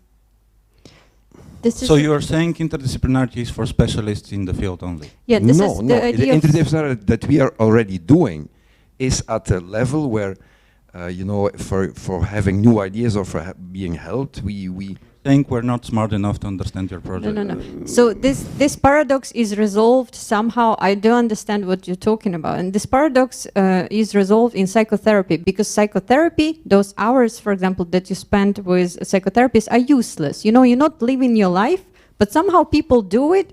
For some it's necessary, and they're even paying for it. They pay me. For some reason, I don't understand, because I distract them from being self-enclosed, from solving their life problems, but somehow it works. They claim it helps, you know, this abstracting the time, making the life, something outside of the time. Right, but you know, one thing is that they are willing themselves to come to you, okay? That is not the dynamic that I see here. Yeah, we will not come to you. You're welcome to come. Nobody is going to force anybody to come to our meetings. That's not the idea. Okay, good. I mean, you can hate us, but not on account of anybody forcing you to hate us. I think Andre will make, if this team goes ahead, it will have to become mandatory. Alexander, you had a question or no?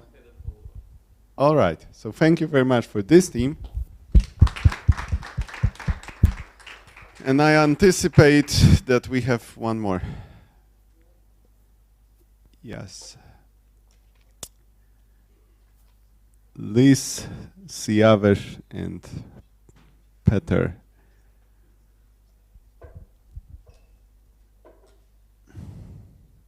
Who will be your spokesperson? Okay.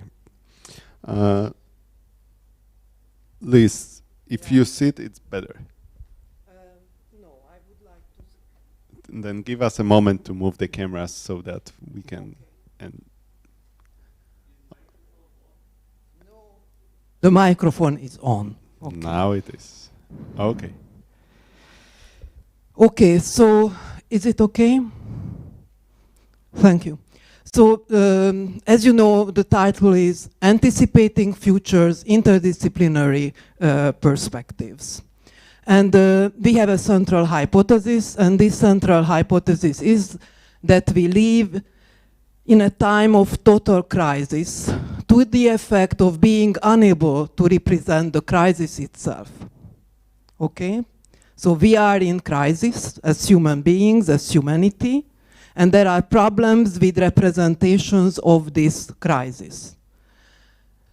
There are several aspects of this crisis, the crisis. For instance, the global crisis. The global crisis meant that we are the ones who determine the physical conditions of life. So we are in the Anthropocene, which means that humanity determines the living conditions for other organisms and for itself. There is the ecological crisis, type ecological crisis, many crises, and political crisis and representational crisis as well. The dominant approach to this crisis, which is well known for and in very wide circles that we are in a crisis, is a type of managerial handling of the crisis as discrete facts. So there are data modeling going on, lots of data collection going on, and we try to solve problems from problems independently of each other. What we suggest? We suggest a sort of holistic approach, and I'm asking Louis not running out of the room, because the problem with the holistic approach is that how you do it, okay? So we would like to focus on critical causal loops in the interaction loops which determine what is going on. And we would like to take into account different spatial and temporal scales. And in the representation domain, we need to conceive all the aspects of the crisis as related forms of appearance of a specific mode of human activity. So how to visualize, how to model, how to conceive entanglement. This entanglement, I can relate it to this, through Darwin, because Darwin had this view of the living nature, that this is an entangled web of interactions between organisms. The central feature of our contribution that we conceive the crisis not merely as a catastrophe, but also as the opening of new possibilities. And we are also not alone with this approach. We are three, and we have three different roles and three different approaches. So first, conceptualization of the state of the Anthropocene and the system, the dynamic system which determine the basic processes. This goes to Siavers. Visualization of the as a representation form of this crisis and the possible futures. This goes to Peter. And I have experience in understanding modeling structures and how these different modeling structures related to each other. Okay. So what is the state of the art now, as we see it? First, I would like to give an example. last week there was interesting news from the Lancet, and this is about human population growth, which is the driving force of everything, which causes the big problems where we are now. And on the left side you see I don't know whether I never can use this, I don't know why. Where is it? Never. There is it? Oppa. So, okay, so this is the UN population prognosis, which is well established, and for many, many years you get the same, and this is the new one, and I'm proud to tell you that it is out in paper just now, but I taught it in spring when it was online, because this is a completely new picture that the human population, the global population will decrease from the mid of this century, just because most of the populations are getting too old. There are conceptual changes behind this modeling result, and the conceptual changes that you have to take into consideration of the effect of education, and also the availability of contraception for the women in order to predict that how many babies, how many children they will have over their lifetime, okay? So the more time they spend in education and the better they can get contraceptives, their fertility rate will go down, okay? And this is associated with a new method change the predictions tremendously. So it means that even if we have a very established forecast for the future, this forecast is changeable because it very much depends on what is taken into consideration and what is left out. We are in. We said that the state of the art, that we produce data, we look at problems differently, and data science increases enormously. And this data, the result of this data science is just presented to the public with new visualization methods. And just here is one. Hopefully it.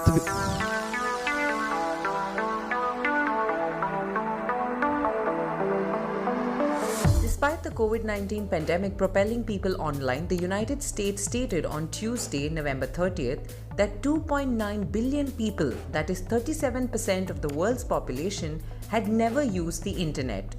According to the International Telecommunication Union, 96% of the world's 2.9 billion inhabitants live in developing countries.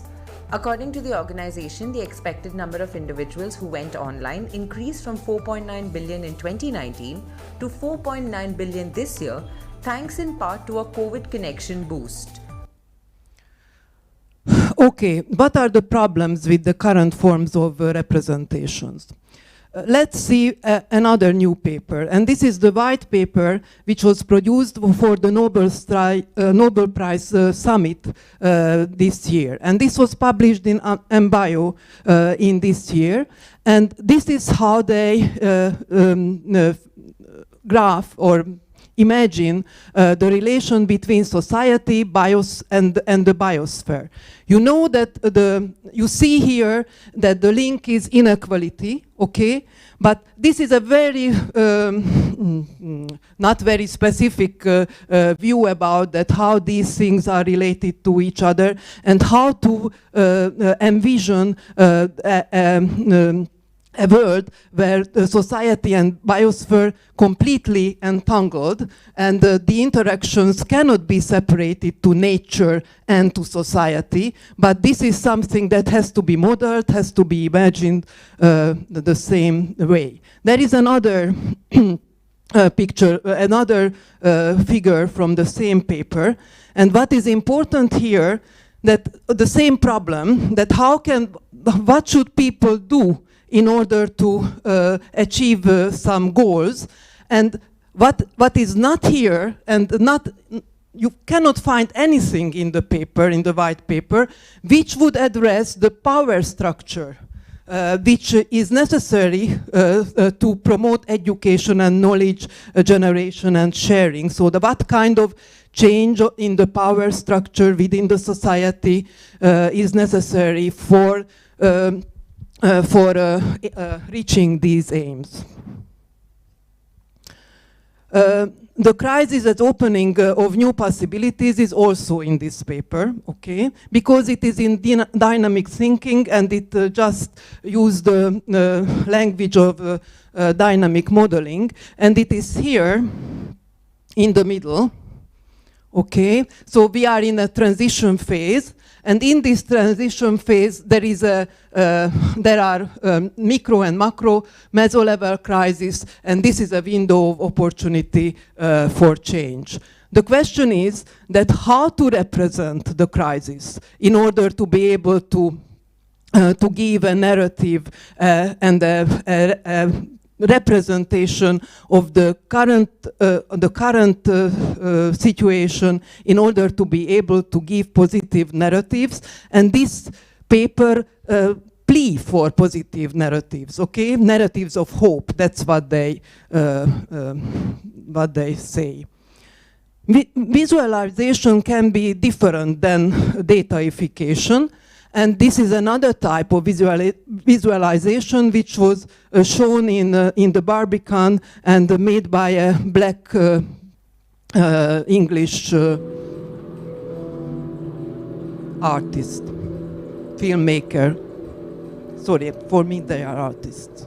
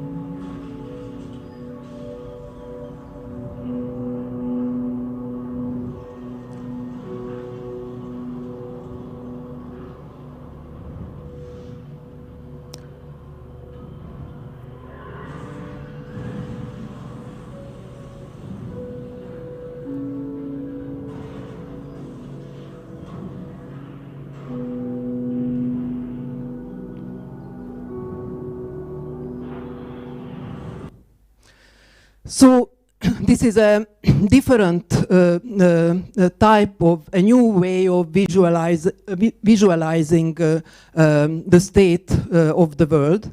And a first common work of us could be that what kind of conceptual structures associated with this type of visualization, and what kind of models, data, and worldviews related to that.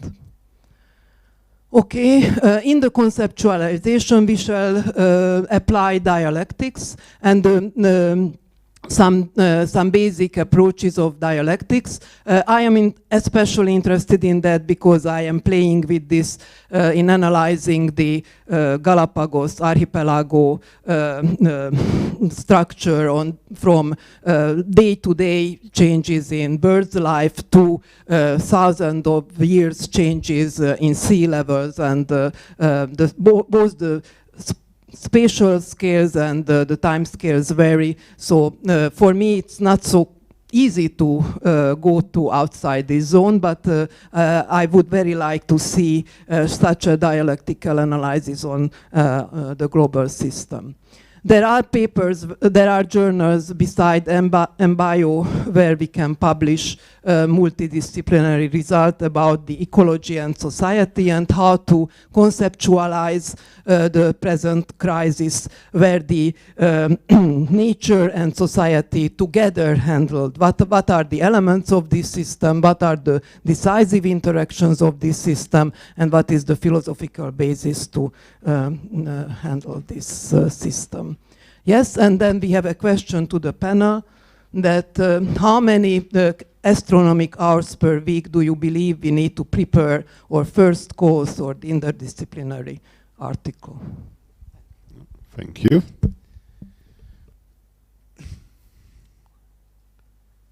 Now, I think Andrei. Thank you very much. It was very interesting. Talking about holistic approaches, right? Can you, for example, there is a crisis which, you know, with ecology, right? Let's say global warming, the easiest thing. And there is also crisis of political representation. It's probably two most famous crises that people talk about. How you connect them in your holistic approach? How you work with them together? Can I? Go on.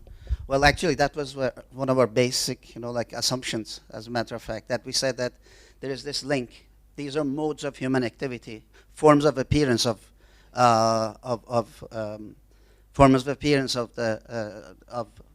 specific mode of human activity, we said. So, and that's actually how we think that they're definitely interlinked. Without addressing one, you cannot handle the other. Otherwise, it would be just a fix. It would be just like an approach based on fixing. And this approach based on fixing, no matter if it's if it presents itself even as holistic, definitely is not holistic, because you can fix something that is outside you only in the sense that it is totally different than you. That's a problem with, for instance, managerialism. So we think that, let's say, so political crisis, let's say, for instance, at the moment, and economic crisis at the moment, they are constituents of the ecological problem as well. Not only in the causal way, but really they are just two different aspects or three different aspects of the same crisis. Pardon me? Okay, the thing is that one of the interesting things is that, why, if it is the case, for instance, that's one of the questions that methodologically is interesting to me, why it is not being conceived as that? Why we have all these discrete understanding of, ecology, this, and so on and so forth. We have all these leaders of the world, for instance, they get together in Glasgow, and then they talk about ecological crisis, and okay, let's go back home. And nothing happens. We will have another meeting in 2 years, maybe in 1 year, so to say. All right? I think there is this problem because they also think about fixes. Like they're talking about, for instance, let's say, decreasing emission. Okay? Okay, let's decrease emission. But definitely, unless we change the mode of activity somehow, we have to think about this, and that's why we have this project, because we want to think about this. We don't have any, I would say, ready-made answer, and we are not proposing any, grand, I would say, solutions to this. We want to just contribute to this. We want to understand this. But definitely something that we can know intuitively is that unless the mode of activity is changed, these, fixes, they stay as fixes. And as fixes, they will be not very useful. So I think that the first step is just to show that without realizing that we need in a way a totalitarian view of the many crises which are going in parallel simultaneously, just each other, that they are interconnected. It has got a structure, And this structure has to be somehow revealed in order to get real changes. Because without that, people can go to the street, then they can organize mass demonstrations, and still we experience for many, many years that nothing happens. And what you don't see in these papers, it is just wishful thinking. Why the policies will change from one moment to the other? And the people should also get some perspectives and some knowledge about that, okay, without changing the institutions, the decision-making processes, how the whole thing is done. And then we have to find good examples for demonstrating what we think about it, and of course develop the idea in a much better way than we could do it in the last 2 weeks, talking with each other that what we can do with this, and what we are really interested in, and okay. So yeah, and we believe that the central problem here is that the crisis is so acute that it has become impossible even to imagine what this crisis is. So we want to start on a small scale. For instance, we suggested a conference piece right here, the 6-channel installation that you have seen. That is a way of trying to think the entanglement, first of all. It's an attempt at breaking down the usual format of the cinematic frame, which relies on this discrete unit. And it is all about emphasizing relationality and the shifting kind of relations. So when you experience this kind of installation live, you cannot master visually the whole 6 screens. And what happens is then it induces a crisis in your own understanding of what is going on there, and forces you in a certain way to think and to imagine this problem in a larger framework. So the idea is to start with some concrete small examples and to try to think how can we imagine, how we can imagine the crisis and new possibilities. Andrew. Okay, so it seems that it seems to me you're passing up an incredible opportunity that you have in this room, which is to incorporate the perspectives of people who work on art and literature. So you have these humanists here who study works that are trying to imagine the world as it will be. We know historically that it has been through artistic work that such crises are first understood, grappled with, after which come kinds of theoretical interventions to fix them. You have these people sitting here. Why didn't you ask them to join you? Or I mean, it's so obvious that they should be joining you. Exactly, it is obvious. Now, the groups have been constituted with a minimum of 3 participants and a maximum of 5. We would be delighted, of course, to collaborate also with the members of the other team. For the purposes of the format of today's presentation, we could not constitute a group of 8 people. Okay, well, you should sort of ask for volunteers of to join you right now. Who wants to join? Sky, please. And can I add something as well? I mean, Liz mentioned that as well. That this is something that we have started to work on before this PDS stuff. You know, like it was kind of an interest. I mean, like I think we can attract people as well as just we attracted each other. You know, like. Sky. I don't know. As suggested, I was super interested in your presentation. It's really interesting.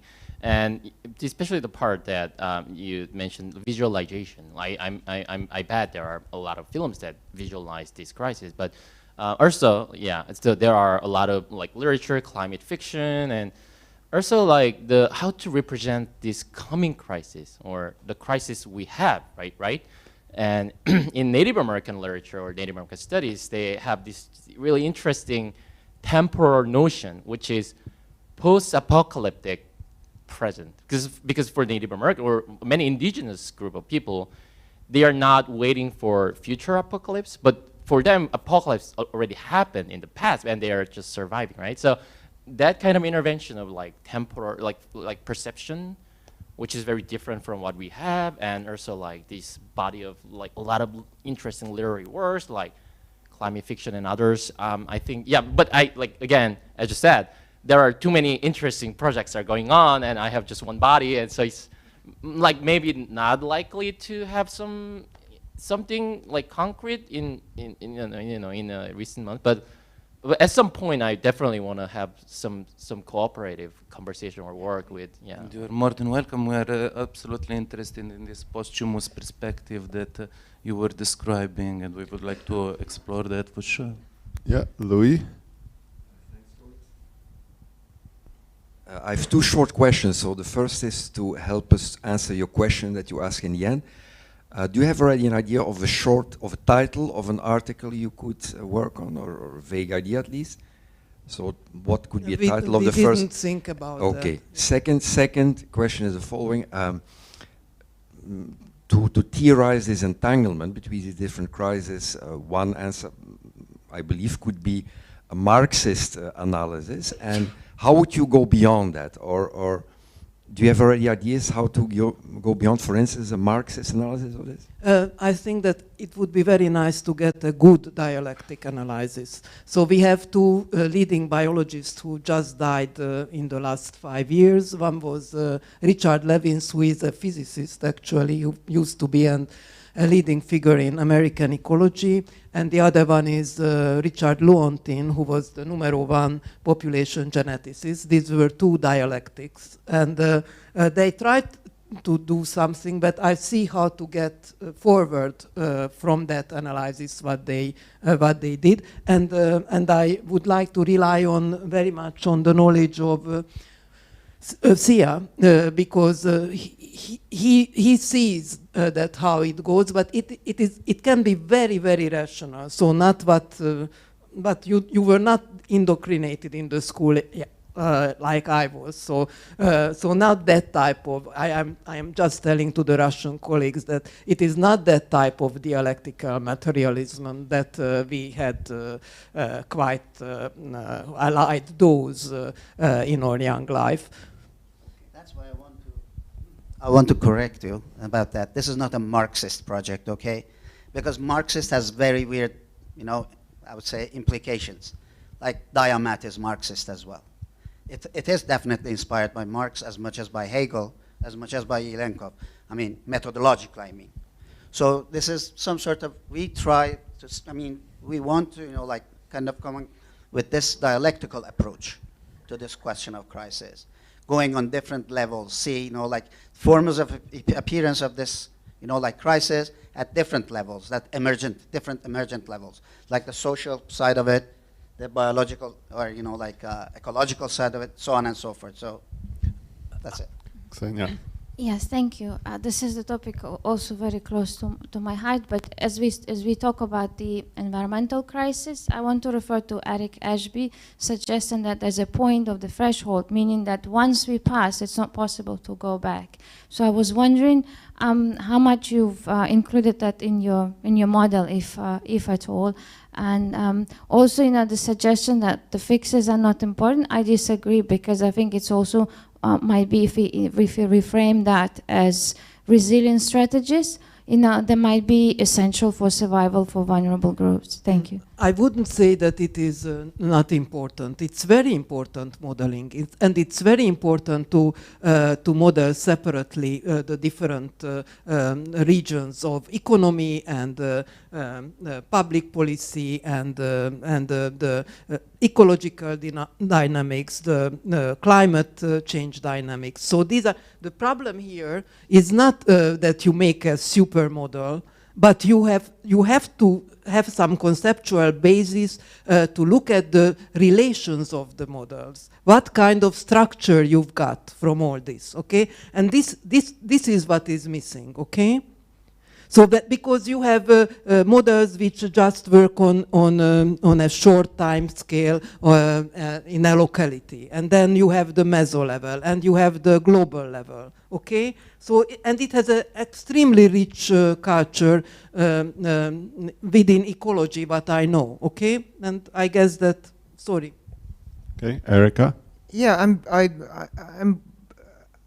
I'm wondering about related research projects that have already been done or are in process, because even, hearing aspects of this project, I couldn't help but think of things like Lucy Lepard's exhibition, Weather Report, Art and Climate Change, which dealt with visualization and are trying to explain data and working with scientists on projects, or the Anthropocene project of the Haus der Kunst in Berlin. So what actually are you going to add that's new and different to projects like that and other researchers who are working in this area? Well, I think that the complexity of the problem is such that it requires many perspectives to be mobilized at the same time. The very liveliness that you have mentioned, I think, is a proof of the saliency of this question. Now, what is entirely new? Is there anything entirely new? We don't know, but we believe that this is an urgent question to be addressed, and we believe that this holistic approach and the kind of interdisciplinary perspective that we're bringing to it might be fruitful for advancing the conversation that, of course, already exists. Yeah, Louis? Just a little elaboration of what I said before. I'm sure I also think that there is potential in the project, but for the moment it looks very, undefined to me. I didn't really understand what could be the possible research hypothesis, or, even a direction in which you, apart from the representational aspect, the film aspect, for instance. But in your case, Liz, or in Chavez's case, could you still go a little bit deeper into what kind of potential research results, or in what sphere, or with what methodology? A little bit more specific. Oh yeah, it can be done. That you look at the existing approaches to describe the critical state of the present systems, and they are different subsystems, and there are different models or conceptual models of these systems and their present state. The only strong statement that we have that without taking into consideration the relations of these and seeing the structure of the problems, that what are the key problems here, why we are just not, so we are expecting changes in policies, and these changes just not happening. And okay? Okay, that helps. May I add something as well? And there is this thing, this is of course a hypothesis that we think that there should be some sort of link between all these crises that we're facing. This could be falsified. Yes, that's okay. Then we say, well, perhaps we were wrong. Okay, that's a possibility. Marx would say that's a little bit obvious. No, but it's all due, to the greed of some and unequal distribution. Pardon me? What? No, but it's a Marxist in a box. No, we don't go to the box. Yeah, so what I'm trying to say is that perhaps we're going to try to do that as well. Like, for instance, imagine, what is happening to the institution of state. I'm not talking about just, political repression or this or that, but the erosion that it is undergoing, for instance. Could be, perhaps we can make the links with the, with the ecological crisis with this, I believe. I hope that's why we're trying to collaborate. Let's give a chance for others to ask questions. Sanimir.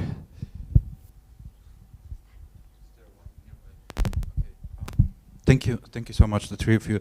First of all, on account of Andrew's invitation, I'm really very interested in your topic, in your project, and I don't know where I'm going to end up, but even if I'm not in your team, I'd love to do something together. Also, next semester, I'm teaching a couple of classes. I'm teaching Alan Weizmann's The World Without Us.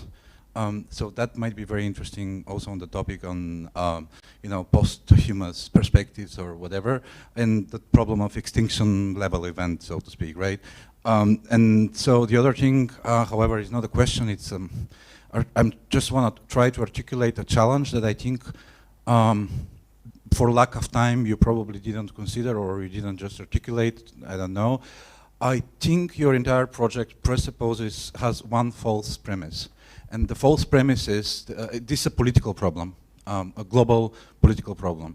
It's about political governance, not about political economy. Your entire project presupposes that you have political elites worldwide in an interconnected global network of various types of governance who actually would like to perpetuate biopolitics.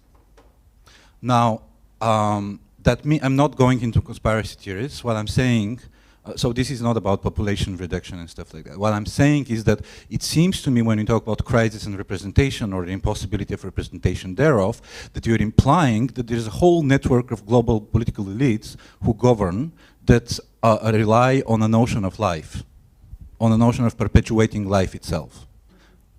I am very skeptical about it, because I think you probably didn't even discuss that problem, but I'm just telling you as a feedback what I see in your project. I personally don't really feel that we are in a situation where life is a political value. And I don't know if you can relate to that problem in terms of, for example, representing the crisis, because the crisis at some point, it really doesn't make sense if life is, biopolitics is not at the center stage of politics. Rather, it's necropolitics which takes the center stage. So your project presupposes biopolitical perspective, but I personally am not convinced that biopolitics could actually be sustainable. I think you misrepresented, I'm sorry, misinterpreted representation there. I mean, it's not about political representation, by the way. So yeah, but I can talk about politics, right? Yeah, you can. But it was like representation, like as a philosophical, concept. Let's say faculty that we have, faculty of representation. So let's say, okay. So I didn't get because of that. You want to add something? No, yeah, like we didn't place the notion of biopolitics at the center, neither the necropolitical paradigm, or, well, then we can discuss this further if you're interested. Okay, any last questions, because it's getting very late. Olga, please. Well, last year we spent time talking with leading Russian climatologists. We invite them to our university and ask them to explain, like in very simple terms, what they are doing in their area of activities. And they tell us that there are, about 150 models. They work pretty well to explain what happens with the Earth. But the question, how many models do really explain what happened with the Earth right now? If following their position, none. That's one point. The second point, in order to develop even one model, you need a supercomputer. Well, just because you need a lot of indicators that can run in one model. So what makes you think that you can create one model that can explain all social and like all human factors?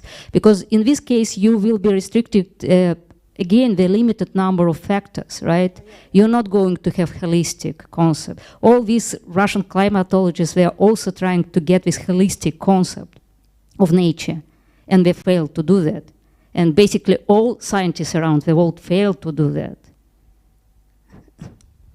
Yeah, okay, so we don't want to develop a model. I don't believe that a single model could describe the situation. What we should see that how the different sectors related to each other, and not conceptually. and what are the main interactions between them, form of interactions between them. So, for instance, there was a very interesting paper in Nature that it has the special issue for its 150 anniversary, and Swedish and Norwegian scientists just made a global model for prediction of agriculture, fruit production globally, okay? And this is again a sector with its many models, but there are some general conclusions from this work, that what are the sensitivities of this system, and then somehow our notion about nature that just exists separately from us, and it has its own rules. Yes, it has its own rules, but it has nowadays it is not something separate, but something that we have to make effort, we have to manage in order to keep it in a certain state. So there are subsystems. These subsystems has models, and the question is that how these subsystems are related to each other. There was a very simple model of the world model, but economists don't like at all, the Meadows report, and which has surprisingly very good predictions after 40 years still, that the curves quite similar what they predicted based on very simple assumptions, okay? But the Meadows world model doesn't solve the problem of the power structure, because it just doesn't address this problem, okay? So it's left out again, the society, in a way. Like education and health comes in as that should be approved and can be a solution, but how? Okay, and I think that concludes the project number 4. Thank you very much. Thank you to all 4 projects. Thank you to our online participants in the order of time zone differences, Carlos, Enrique, and Mazen. And Andre has an announcement now. Yes, thank you everybody. I think it was great. Generally, I liked it much better than yesterday, I must say. So what we are going to do now for tomorrow. So today we don't have an organized dinner, but we have reservations made at Uzbekka, which is Uzbekistan cuisine. It's close to the hotel where most people live. Yeah. So you can go there. I mean, you don't have to, but you're welcome. But the panel is going to a different restaurant, a secret one. Right. And we are going to discuss and let you know. We'll send you an email, I think in about 2 hours, but about 8 p.m. We will send you, maybe earlier, but not later than 8 p.m. We'll send you an email saying which projects we close, in the sense that you cannot do them tomorrow. Yeah. We agreed earlier that we need their polls back by 8, and then they'll get an email. So be after. No. I think they should first know what they cannot sign up, because they should sign up for something else then, right? So can we move? We can try. We cannot do it by 7:30, right? By 7:30, we'll send you. Maybe we'll send you. Everything is open, so you can volunteer for any team. But many will say that, well, this project, the panel decides that it's not promising, it's probably going nowhere, so invite people who are there to choose some other projects. And then you fill in your questionnaire, which was sent by Erica, indicating your preference for tomorrow, who you want to work with.